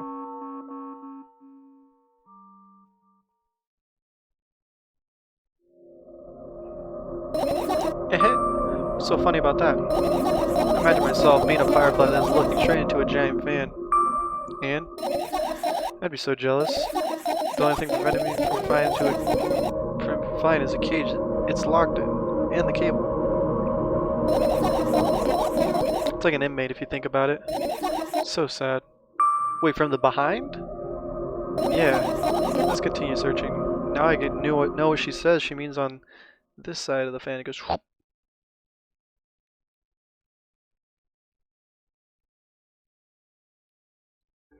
This is my sketchbook. Half of the pages are blank, which means it's still good for a couple years. You draw that? Really? Why? Isn't that obvious? If I run out of pages, I'll have to buy a new sketchbook. I can't go to the stationery store on foot, or I'll have to take the bus. Do you even realize what kind of nightmare that could turn into? I get closer to the sketchbook, stepping over the wires, the sleeping bag, the cracks in the laminate, and the window reflection. The sketchbook is lying on the stool. From my height, it seems the stool's missing 2 legs. I squat and look again. All the legs are in place. Will I be able to think of an interesting allegory? Oh, let's not go there, okay? I stand up and study the sketchbook from inches away. Its pages are pure white. The last drawing is buried on the previous page, the way it should be. Too bad. I'd love to see it. Maybe next time. Suddenly, a gust of chilly wind breaks into the room and makes the pages rustle. Oh no! I shut my eyes. The distinct sound of pages turning echoes with a headache in my head.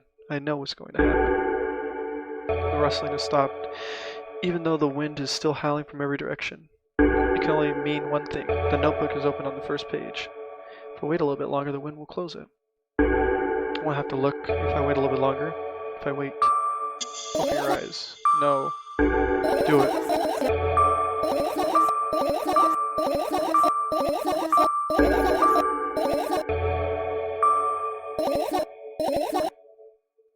Open my eyes with utmost caution. The notebook's still open in the middle. No drawings, nothing. The pages are still pure white. Yeah, imagine it? I don't know, did you? You're the smart one here, you tell me. Next time, don't close your eyes. What did you? I couldn't finish speaking, but the pages started moving again. Don't close your eyes. Don't make me do it, I'm scared. Trust me. The rustling grows louder, the pages lift up. I can almost see the outlines of the drawings on the previous pages. No way. Everything that should in the past should stay in the past. You can't convince me, that's it. I'm closing my eyes. Look. Look there. A visible light seeping through the pages. With every new gust, it becomes brighter and brighter. A firefly. The wind immediately stops, and for a moment the world sinks into perfect silence, but only for a moment. The buzz that has always been haunting me fills the surroundings, but doesn't matter now. Goodness gracious, little boy, you made me so scared. The firefly blinks and flies up and enters my ear, buzzing loudly all the way. I spend some time looking for the perfect spot in my head, but then its buzzing dies down. Phew. You okay? We're running short on time, so let's continue searching. Alright, let me go to the path I didn't do with the backpack. I look down at my school bag, worn down and silly. It's almost screaming out its own uselessness. From another angle, it looks like a full belly. Its context is also regurgitating, decomposing, and turning into a sticky, mushy substance. What a cool image! I need to remember this. Not cool, senselessly and cruel. You are there, but I don't care. Is it me you're laughing at? What? I'd never, after all. You're not my pet. I'm not going along with this nonsense anymore, got it? Got it. Hey, it wasn't on purpose this time. Tell me what's inside your bag instead. Nothing special. Mostly all sorts of books. I'm taking all the pens and notebooks out of there. I'm not interested in anything else. You used it to go to school, didn't you? It was a blast all the way. Are you sure you understood my question? Do you think everything in my life should be doom and gloom? Well, you're wrong. That's alright. What did you like the most there? Well, the rooms were real bright, not like at home. That's all. Don't rush me, let me remember. The beds were also soft, and the food was nice. By the way, I attended all the classes. The others always skipped. Huh. They probably got told off so hard. I gently smile, absorbed in warm memories. Never graduated, though. Yeah. Do you remember your last day there? It was a normal day. My dad picked me up early than usual. He told me that I'm already too old for the school curriculum. I also realized that some time ago the tests were way too easy. Then I got into the car and went home. Mom greeted us there. We had dinner and went to our rooms. And then what happened? I remember. Does it matter? Tell me about it. Is your memory that bad? Please? Okay, fine. That day, Dad picked me up from school earlier, explained to me that I need to grow up. It's not like I completely grasped what he meant. Either way, I didn't resist. We got into the car and went home. Mom greeted us there, we had dinner together, and went our separate rooms. Satisfied? Tell me about it again. Dad dragged me out of the school building while I was scratching and biting. The teachers didn't interfere. The scene was ordinary for them. Who knows what the little brat would have done. Then he pushed me into the car. We drove home in complete silence. Mom greeted us there. We had dinner together. We went our separate rooms. Please let me not discuss this further. No. You tell me again.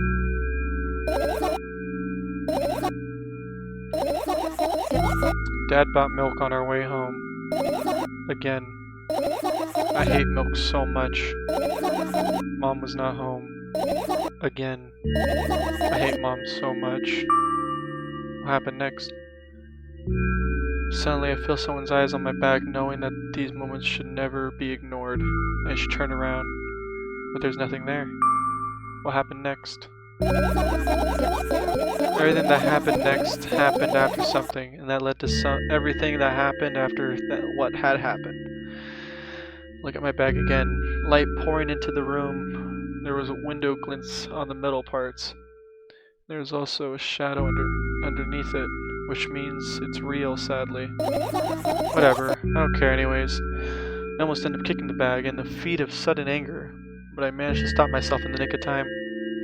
If I move it even an inch, the whole picture will collapse and I'll go blind. It happened already, countless times. What do you mean you'll go blind? I've spent months memorizing the location of every item in my room. That's why I can see them so clearly and vividly. You won't get it. Look at your feet. Look down and see a small insect is crawling towards me from my back. It's very glowing, and it can't even fly. I guess this firefly is really tired. I bend down to pick it up. The firefly starts glowing brightly as soon as I touch it, and then it flies up. There you go, boy. Good job. After doing a victory lap around my room, it flies towards me with high speed. I shut my eyes, anticipating the firefly to enter my ear. That's exactly what happens. After it gets inside, it buzzes for a little while and then goes silent. This one's kind of sad. I wonder why. Doesn't matter. What matters is that it's no longer alone. Let's continue searching.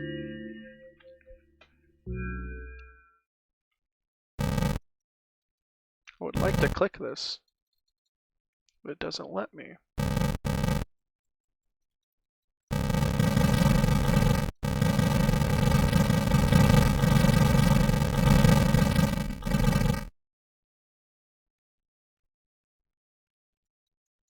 Why not the books?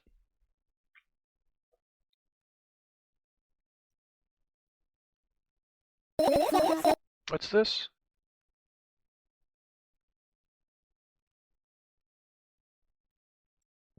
This is my sleeping bag. It's soft and warm. I'm sure no living creatures would be able to resist the temptation to spend a minute or two inside. They want to dig into it with a couple of favorite items, close their eyes, and then... Hey, did you fall asleep?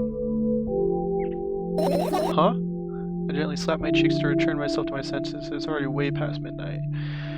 Usually I'd be sleeping like a log right now, but right now I can't. Let's continue searching. Hey, maybe we'll find something inside? Nah, my thoughts don't have the feature of putting to sleep. Quite the contrary. They always cause insomnia, just like tonight. What? I said searching here is meaningless. Oh, was that... I don't know if I did that choice.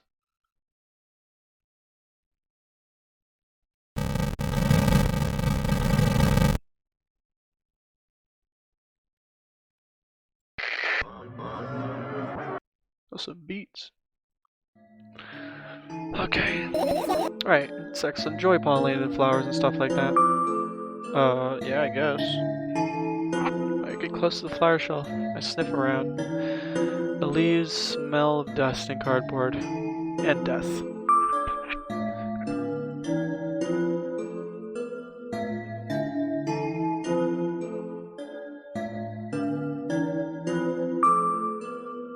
I'm sure a dead plant will be able to attract any insects. We kinda don't have a choice, you know. Still, you're right. Let's continue searching. Why don't you throw them out? Don't you listen to me at all?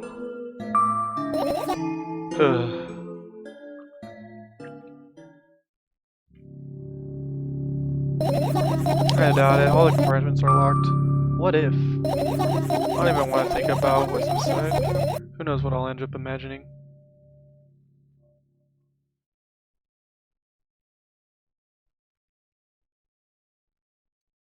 The umbrella emanates a faint smell of coolness. No wonder it's the only thing that defends me from the thunder clouds that gather under my ceiling. It's such a blessing that I can do it without my help. Still, a firefly won't hide in a place like that. It'll catch a cold and be unable to fly. Alright, let's continue searching.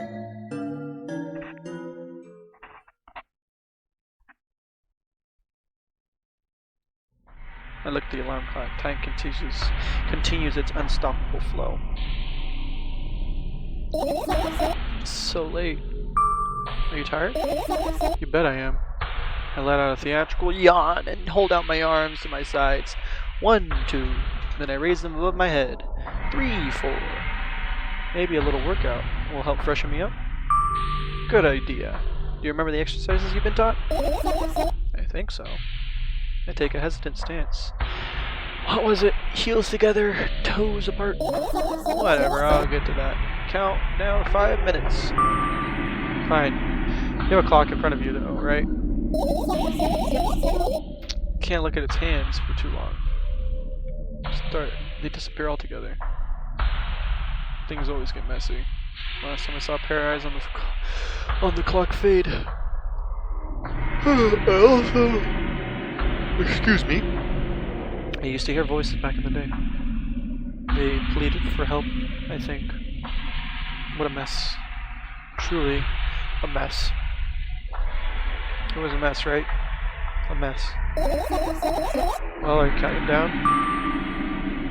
Finally. What do you mean? I was trying to get through to you for half an hour. Huh? Forget it. Do you see the firefly? No. Let's continue searching then. I get close to the waistband and look inside with curiosity. Pill packaging, notebook pages, and other garbage. Boring. There's nothing here. Indeed, no self-respecting firefly would hide in a heap of garbage. I can't disagree with you here.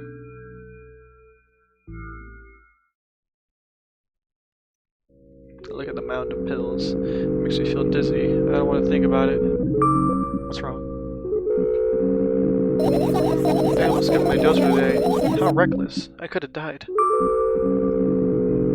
You're ultimately to die anyway, so why worry? Oh, you're right. I heave a deep sigh, come closer, extending my hand. Wow, it's warm. The moment the words leave my lips, one of the bottle overturns. Pills rain down from it along with them. A firefly! Hooray! After circling above my head a couple times, it finally lands on my palm. The firefly rushes up my arm, reaching to my shoulder, crawls straight into my ear. My mind becomes a bit clearer. Finish searching. Let's see what happens. I managed to gather my thoughts, but something still worried me. On the other hand, I wasn't supposed to be happy anyway. Why not? If I lose something, I find it. It's just going to go back to the starting point. No changes at all. A zero sum. Happiness is always about being positive, right? You shouldn't think too much. It hurts you. I want to sleep. How about you get some fresh air before sleeping? What do you mean? You hold the balcony. Those words triggered a panic attack in me. I subconsciously step away from the balcony. I don't think it's a good idea. Why? This may sound silly, but I feel like someone's watching me. Alright, let's stay here. Yeah. What are you going to do? What's with this silly question? I'm going to sleep, of course. Hoping that tomorrow will only come after a year or a decade. Imagine myself to be outside of my mortal shell, but at the same time still being me. Ridiculous, like a milk outside of a bag of milk. And yet, wouldn't that just be a glass of milk? Milk outside of a bag of milk? And yet, don't have to talk out loud for me to understand that you're worried about me. I know that already.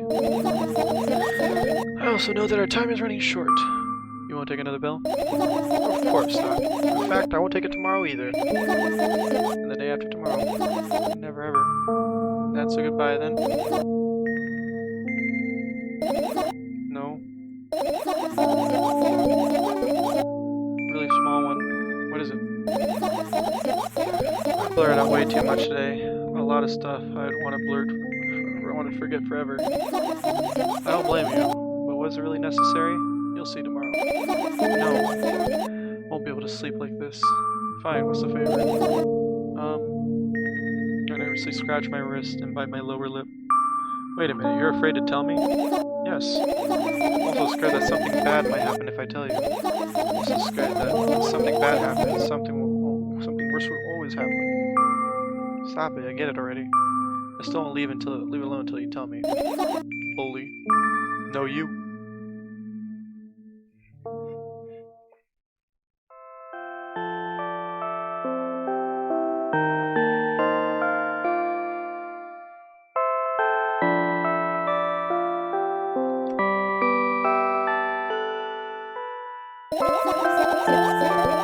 sad because the dreams just won't come anymore.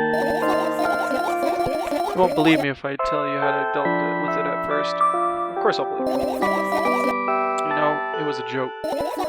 Well, anyway, I washed my face, brushed my teeth, lied down, and started imagining that I'm always a dream. Always watching a dream. I didn't sleep at all, of course, and always looked sleepy in the morning. After a week of insomnia, I started feeling weird and seeing things. Letters floating in the air, strange silhouettes that appeared in the most unexpected of places. Bulging eyes with trembling pale pupils. It was scary, you know. Then one day, I almost died. I just collapsed in the middle of the room and couldn't move for a while. And then silhouettes, letters, and eyes were hanging over me and hissing. It was horrible. And well deserved, I guess. I felt like I was caught in the biggest lie in the world. Yes, I felt exactly like that. After that, I stopped. But the silhouettes, letters, and eyes stayed here. I guess they like this place. They always follow me in my wake, peeping at me, and I'm kind of scared of them, and can't even argue with them. But today, well, I'm still too scared to tell me. Of course, they're listening, you'll know. Use your hands. Alright. I start chaotically twirling my fingers with enthusiasm, forming complex shapes. You want me to tell you a bedtime story? Shh. I was trying so hard. Don't you get it? They'll hear you. Relax, nobody can hear you.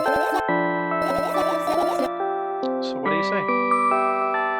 I'll be happy to, but I have no idea how to tell them. Oh, it's incredibly easy. Just tell them something without stopping. Sounds silly. But it's not. And meaningless. You don't know what you're talking about. I know enough to realize that we'll just end up wasting time. Let's focus on something actually important. Boring. Fine. Close your eyes.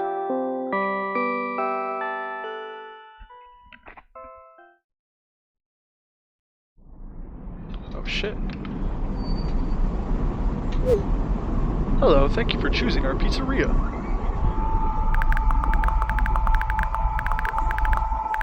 You know, this place is so empty. Though, I don't feel particularly good or bad because of it. I'm all alone. But at the same time, it feels like I'm not. There are a lot of thoughts in my head. And they always keep me entertained. I can create a whole world with them.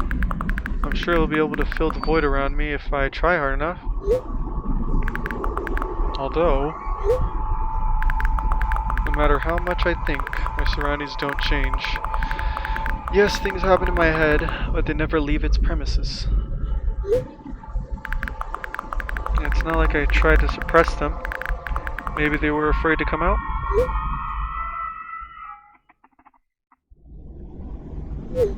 What kind of pizza would you like to order? Anyway, there's so much space in my head that could be put to good use.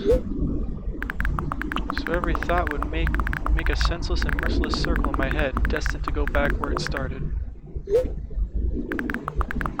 But there should be an end somewhere. You can't wander around forever. What do you think? I know it sounds scary, but it's not as scary than constantly existing among the void. This place is safe. Nothing bad will happen here. Nothing good will happen here either, though. Goddamn. Please note that we have a special offer right now. 3 pizzas for the price of 2. Yeah, there's probably nothing good in having the same thoughts over and over. What's the point of having them anyway? I mean, that 3 for 2 pizzas sounds really good. I gotta say. I could have escaped from here, but I feel like my thoughts aren't helping me at all. They should be ashamed, probably. It's nobody's fault that I can't even see a door here. I would have had it easier with one. I tried to find it, and it turned out to be a waste of time. No matter where I look, it's not looking good. Pun not intended. But the strips of me of the last bit of hope for salvation.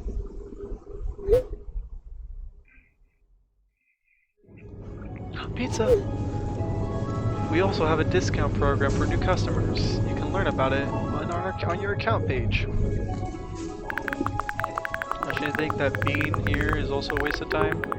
What's the point in that? I could just keep on thinking. And even then, my thoughts are as meaningless and empty as everything else. Does it mean that I'm not filling the void? But I am a part of it? Then why should I feel anything? Why should I know that I exist? Although I'm not even sure about that. This place is always neither warm nor cold. It's neutral. At the same time, I think about warmth. I feel warm.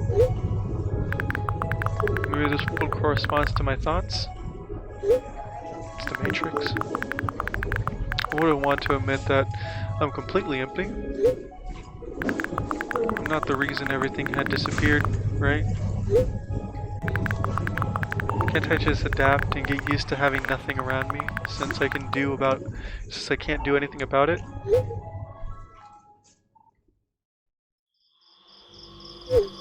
Are you ready to make your order? Yes, that's right. I shouldn't care. It's empty here, and it makes me feel neither good nor bad. I'm all alone, but at the same time, that's so creepy! Ugh, at the same time, it feels like I'm not. There are a lot of thoughts in my head. They always keep me entertained. I can create a whole world with them. This place is safe, and nothing bad will happen here. Nothing good to happen either. Me being here is a waste of time. I don't fill the void, I'm a part of it. This strips me of my last bit of hope for salvation. I shouldn't care. It's empty here, and it makes me feel neither good nor bad. It's nobody's fault that I can't even see a door here. What's the point of even having one? I feel like nobody's helping me.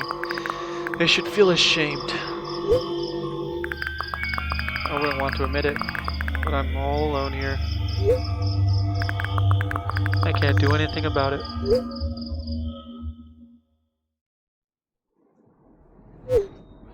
Please note that we have a special offer right now. 4 pizzas for the price of 2! That sounds like an offer you cannot pass up! I don't care that this place is empty, you hear? I feel neither good nor bad. I'm all alone. My head is full of thoughts. They eclipse the world around me. No. This space is pretty cramped, but at least it's safe. Even though I'll never feel good here. Does that mean existing is a waste of time?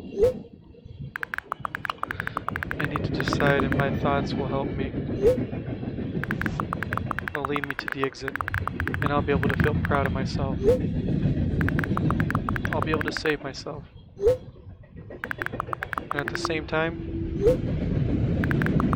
I don't really care anymore. This place is empty, but it makes me feel neither good nor bad.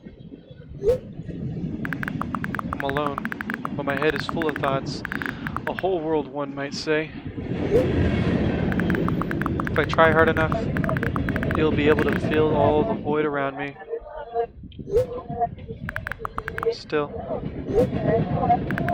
no matter how much I keep thinking, my surroundings don't change. Yes, something happened outside of my head, but what was it? There's not enough space for my thoughts. It's already filled with something else. Even if there's nothing around me, I'm still here. My head is full of thoughts. If I try hard enough,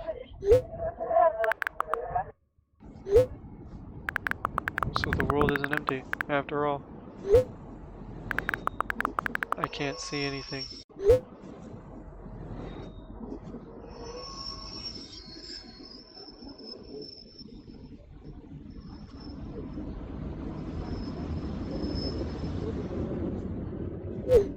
Session timeout. Please reload the page.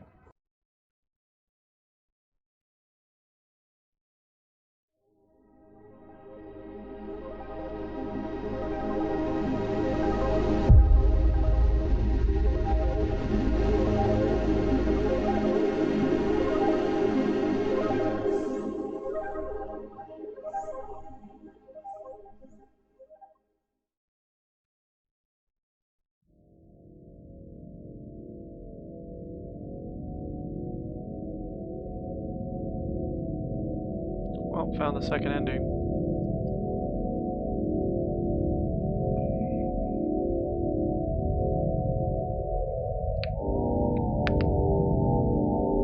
Now, what else?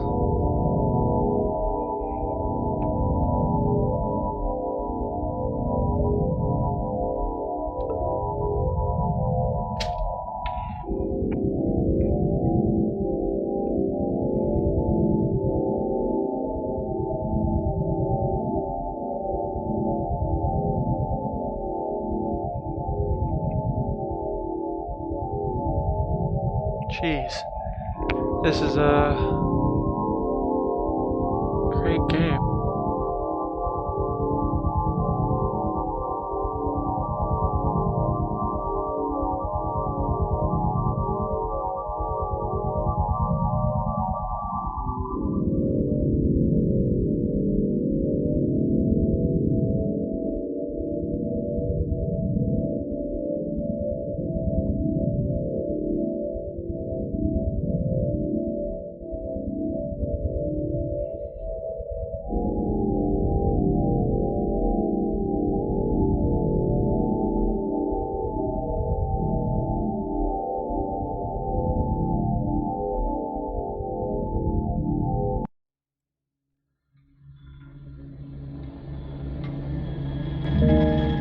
Alright, let's do this again. I'm going to skip most of it, mostly because I've already done it.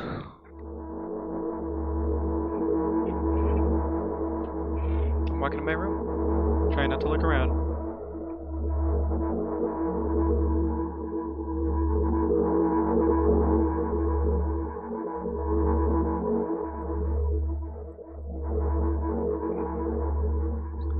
There's gotta be a sequence of events to make her happy.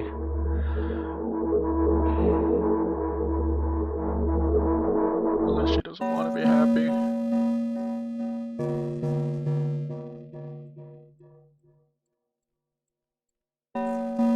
Milk. Cereal. Combined. Jesus Christ, this guy's weird.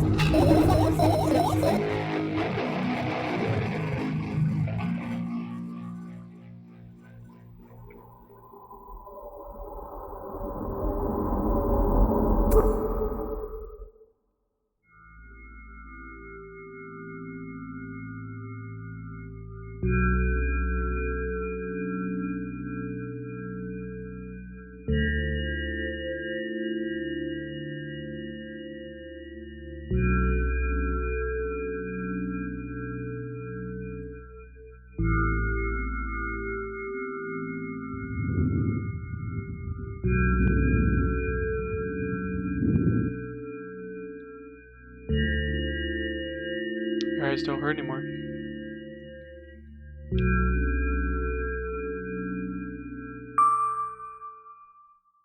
Hey.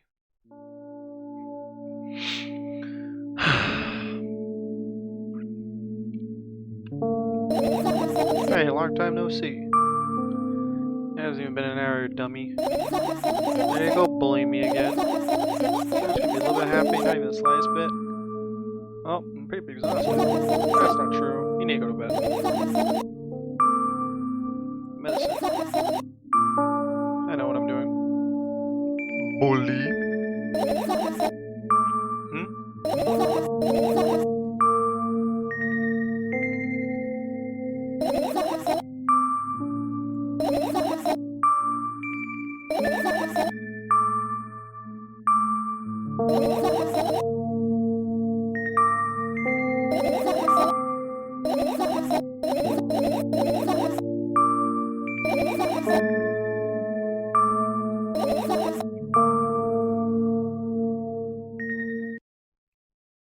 We'll decide what to do with you.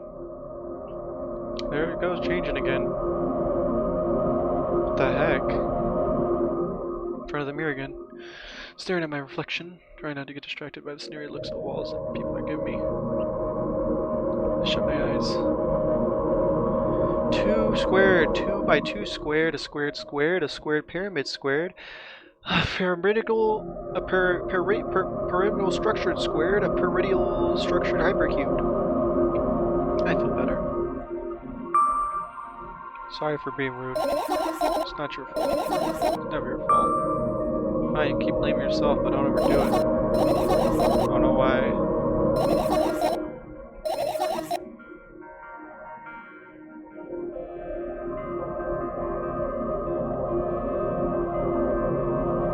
Whoa, what the hell is the background? What the f- This changed.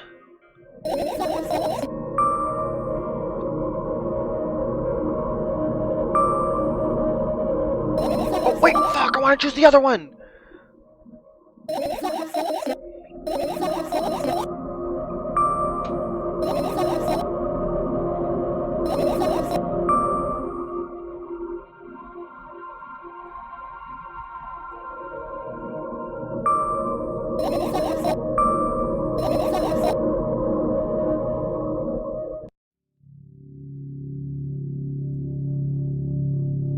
The background is changing every single time.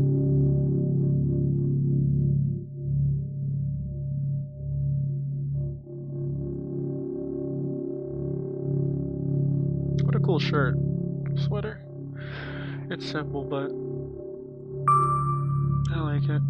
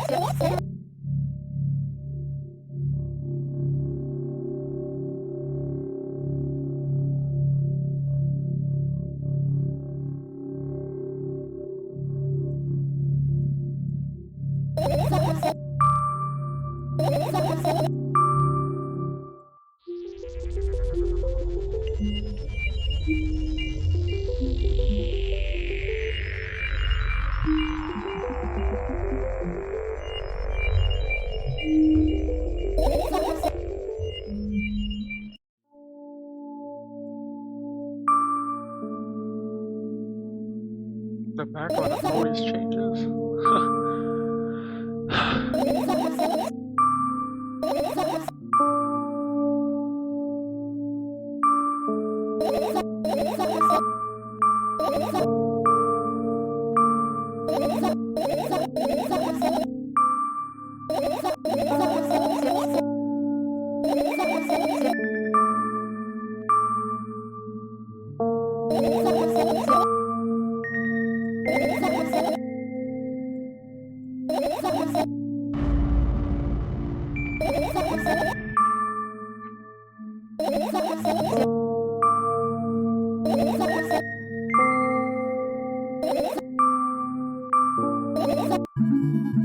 Oh, shit.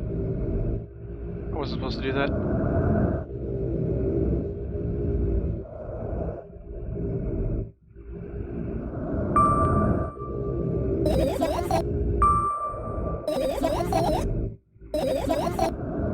Oh no, I wasn't supposed to do this.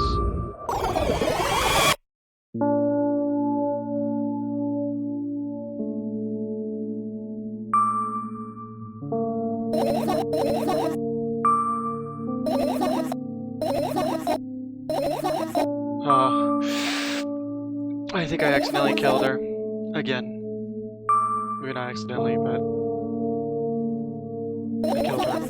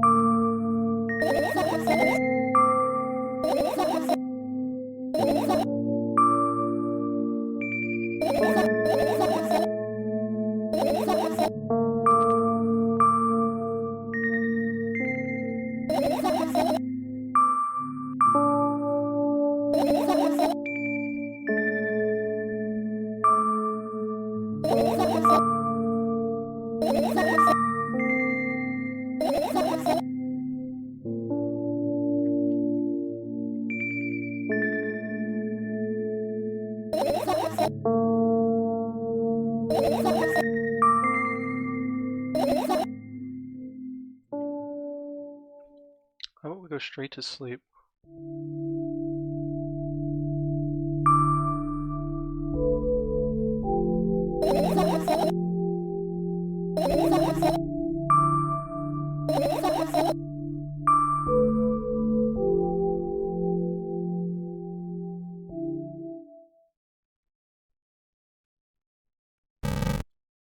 We can't still do that. Also, the mirror is completely black.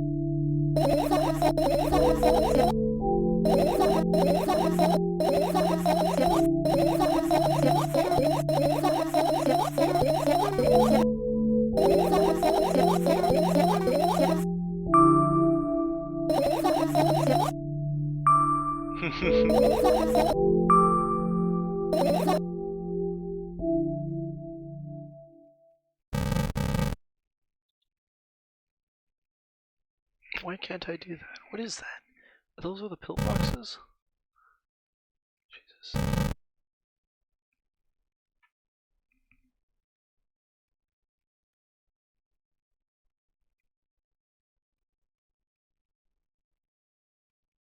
What other different choices do I have? I think I've already done the laptop. Pills.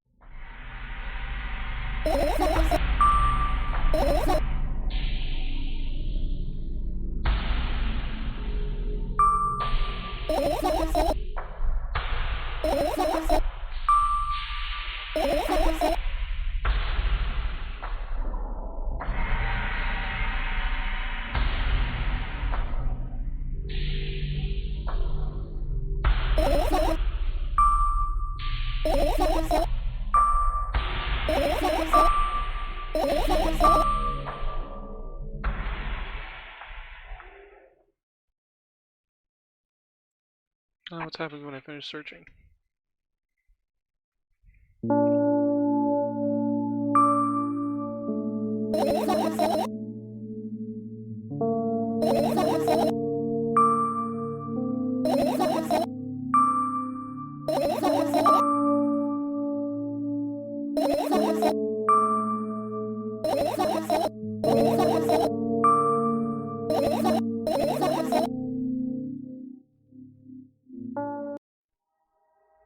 Oh, don't tell me I trigger this event again.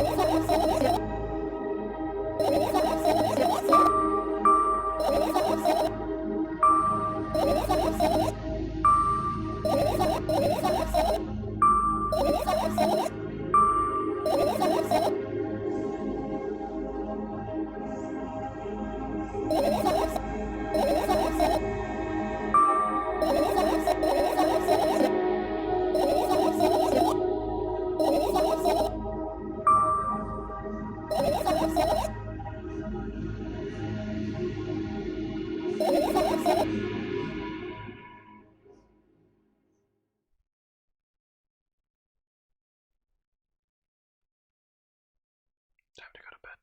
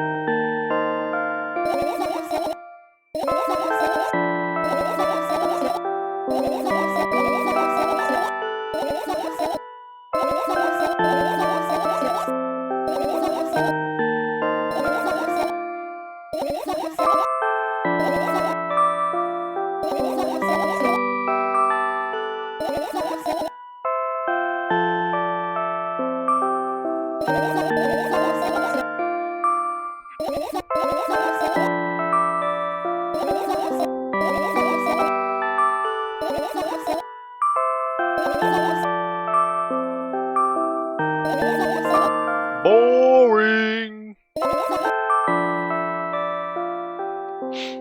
Alright. Please be a different dream. Shit. I got this dream again.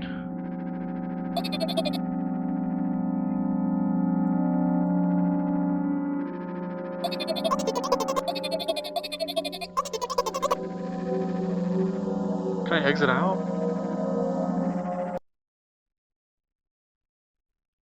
Wonder what happens if I can go back in.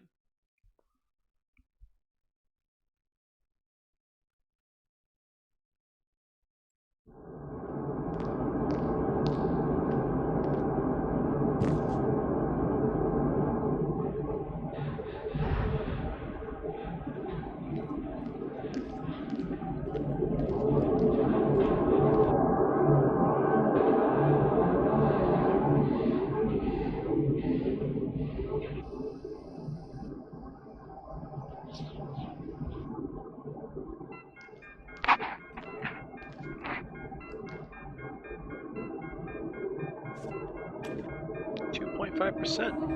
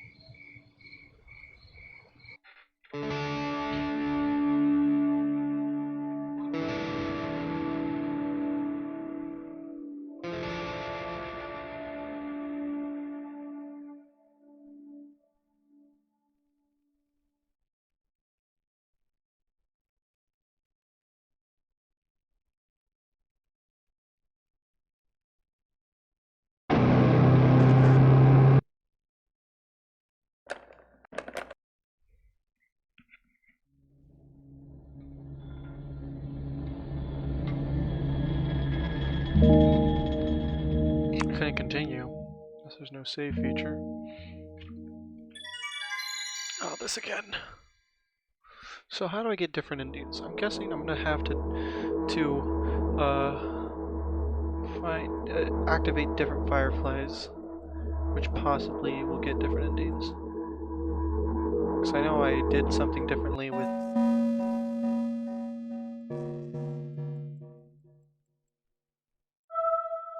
I forgot how I got the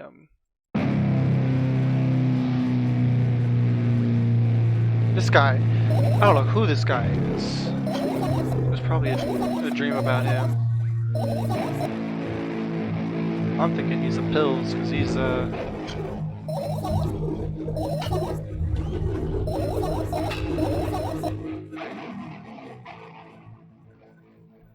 interesting. This is very interesting.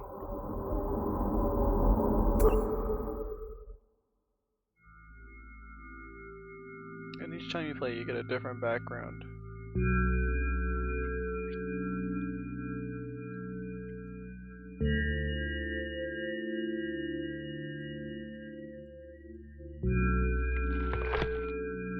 So creepy. Half of my ears.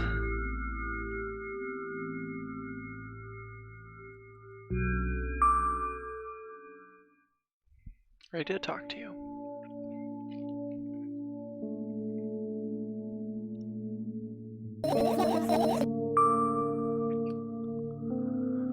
Alright, let's go with this.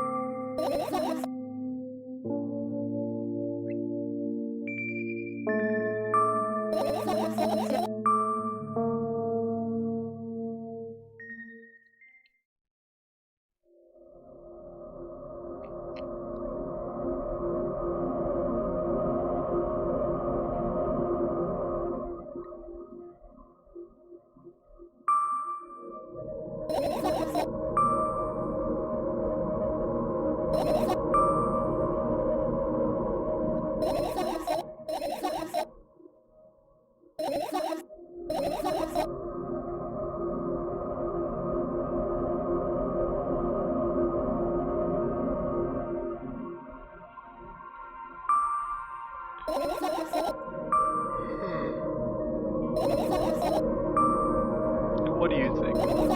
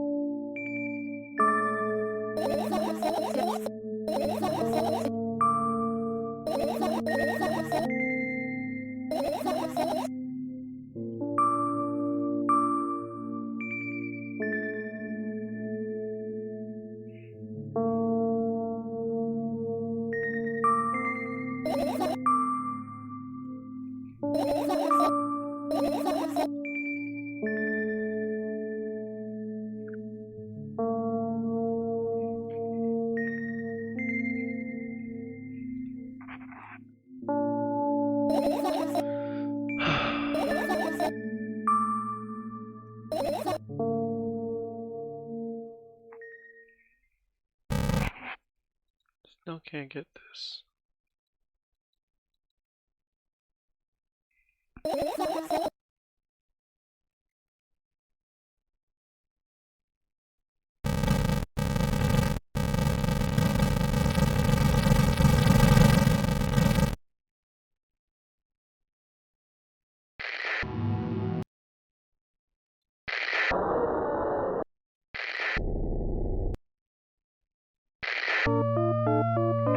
Ooh, this is a bot!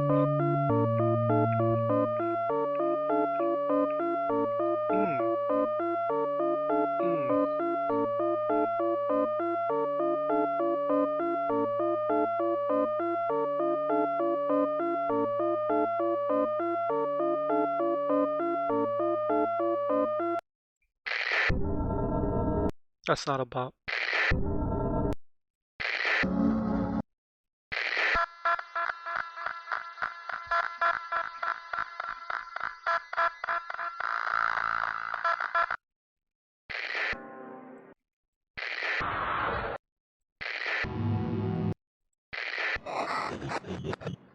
Drop the bass.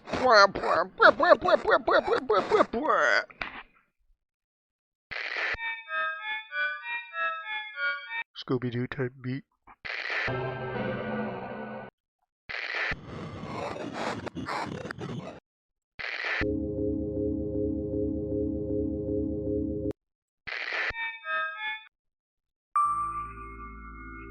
What are those?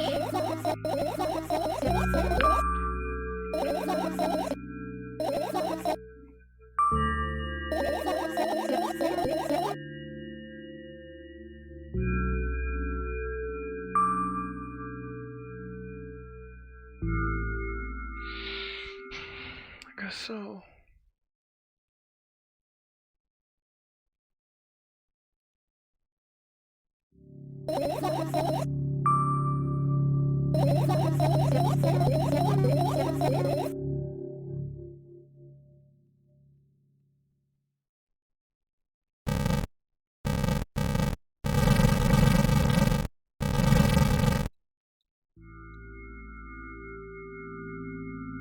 Boring.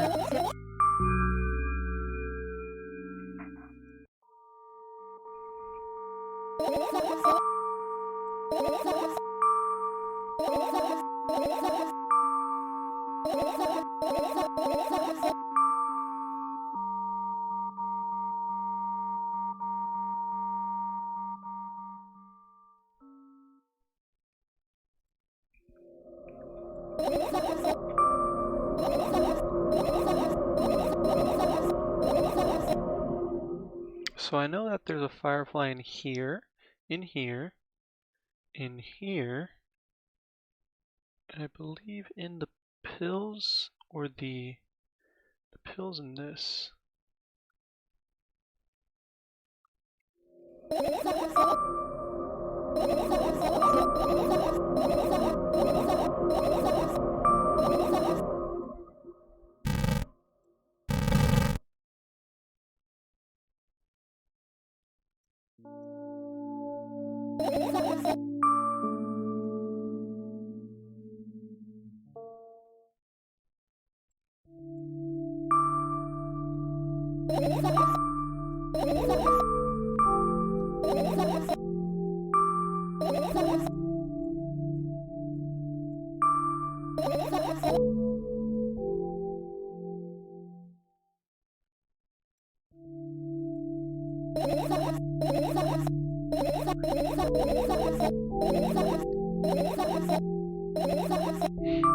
Sounds like you care.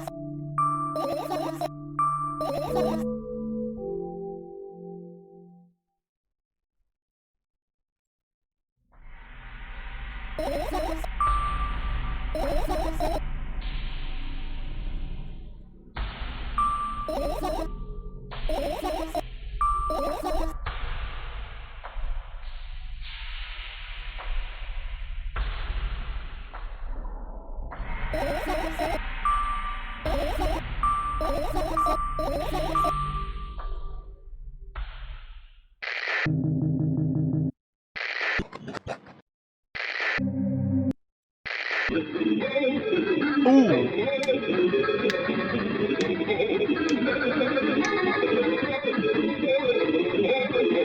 I like this.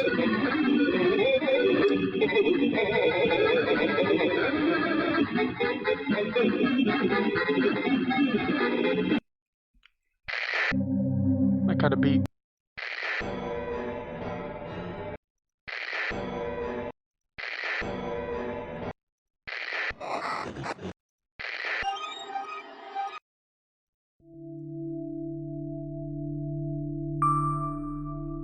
I don't want to wake her up.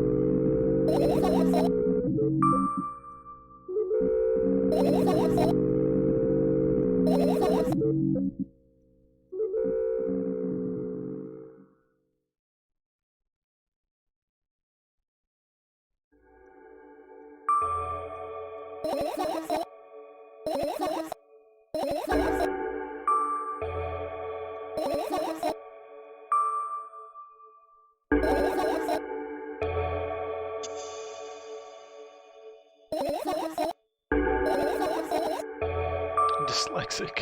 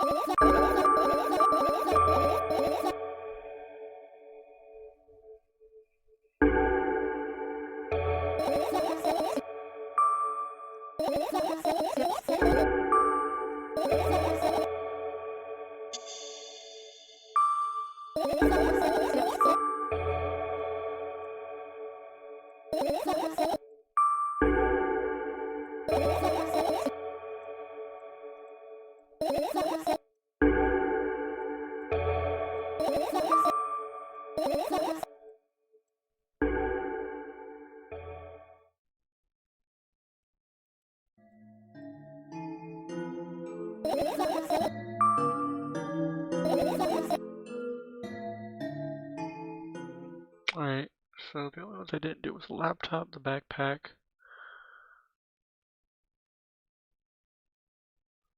This one, of course.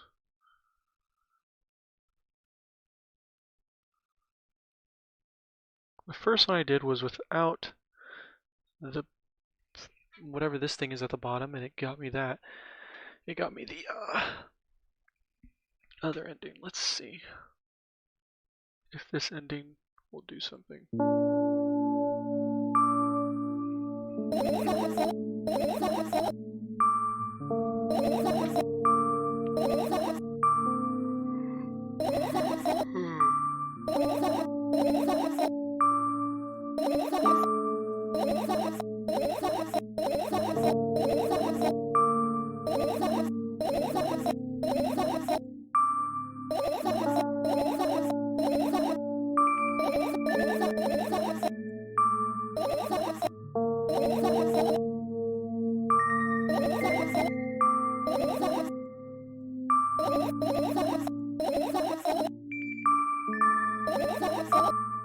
No, you. Alright, let's see if this is different. Maybe she'll have a different dream. Maybe I'll give her a different dream.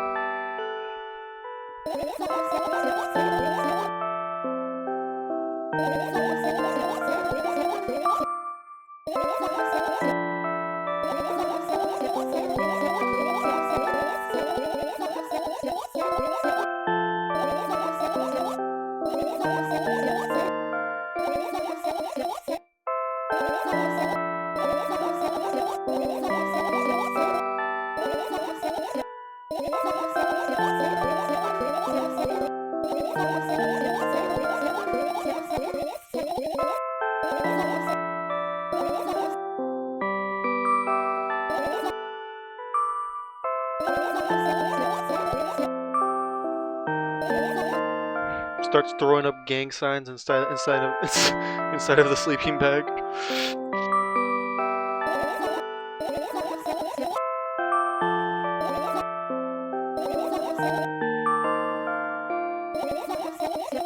It's incredibly easy. Just talk about something without stopping.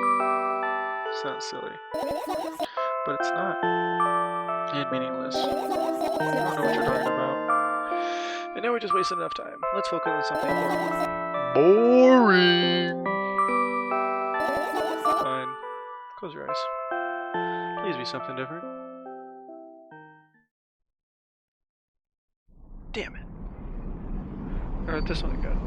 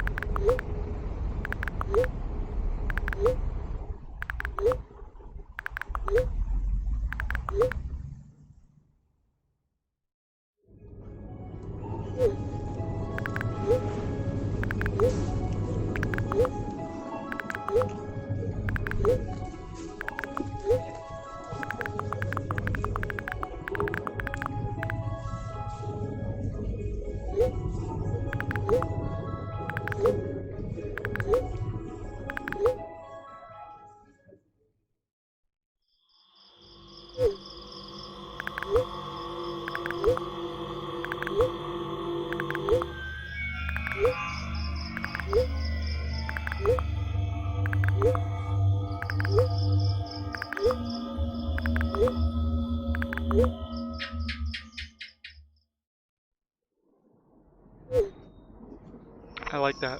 That price is good. I'll buy some pieces.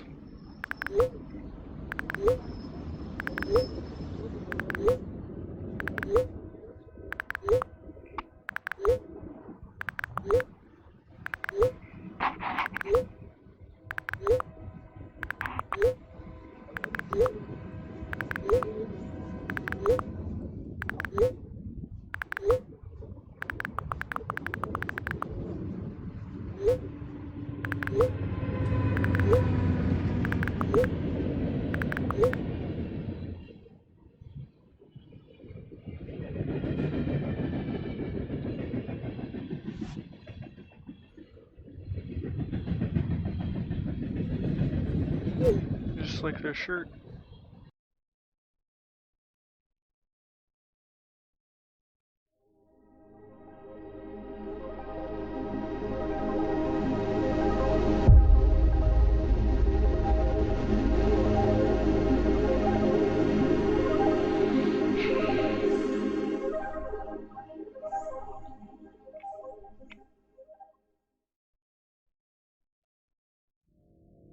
I forgot the other choice I had. Restart again.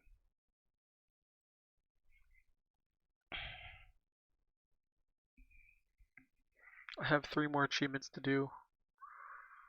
I do not know.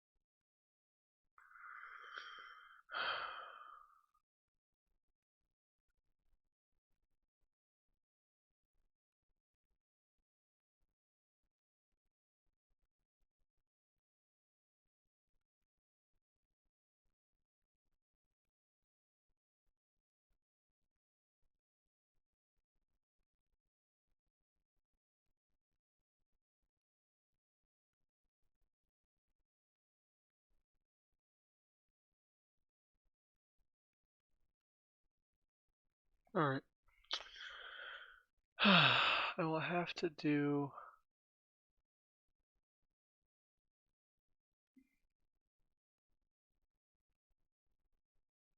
Alright. Well, this is a good way to end the stream. I'll finish the rest of the game later, because this game was a very good one. I liked it very much. It did have some dark scenarios in it. Very dark. The entire thing was dark. But that doesn't make it a bad game. Thank you for watching. Thank you for staying. And thank you very much for coming to the stream. I hope everybody who's watching has a good morning, a good night, and a good sleep. And hopefully we have good dreams too. Thank you, and good night.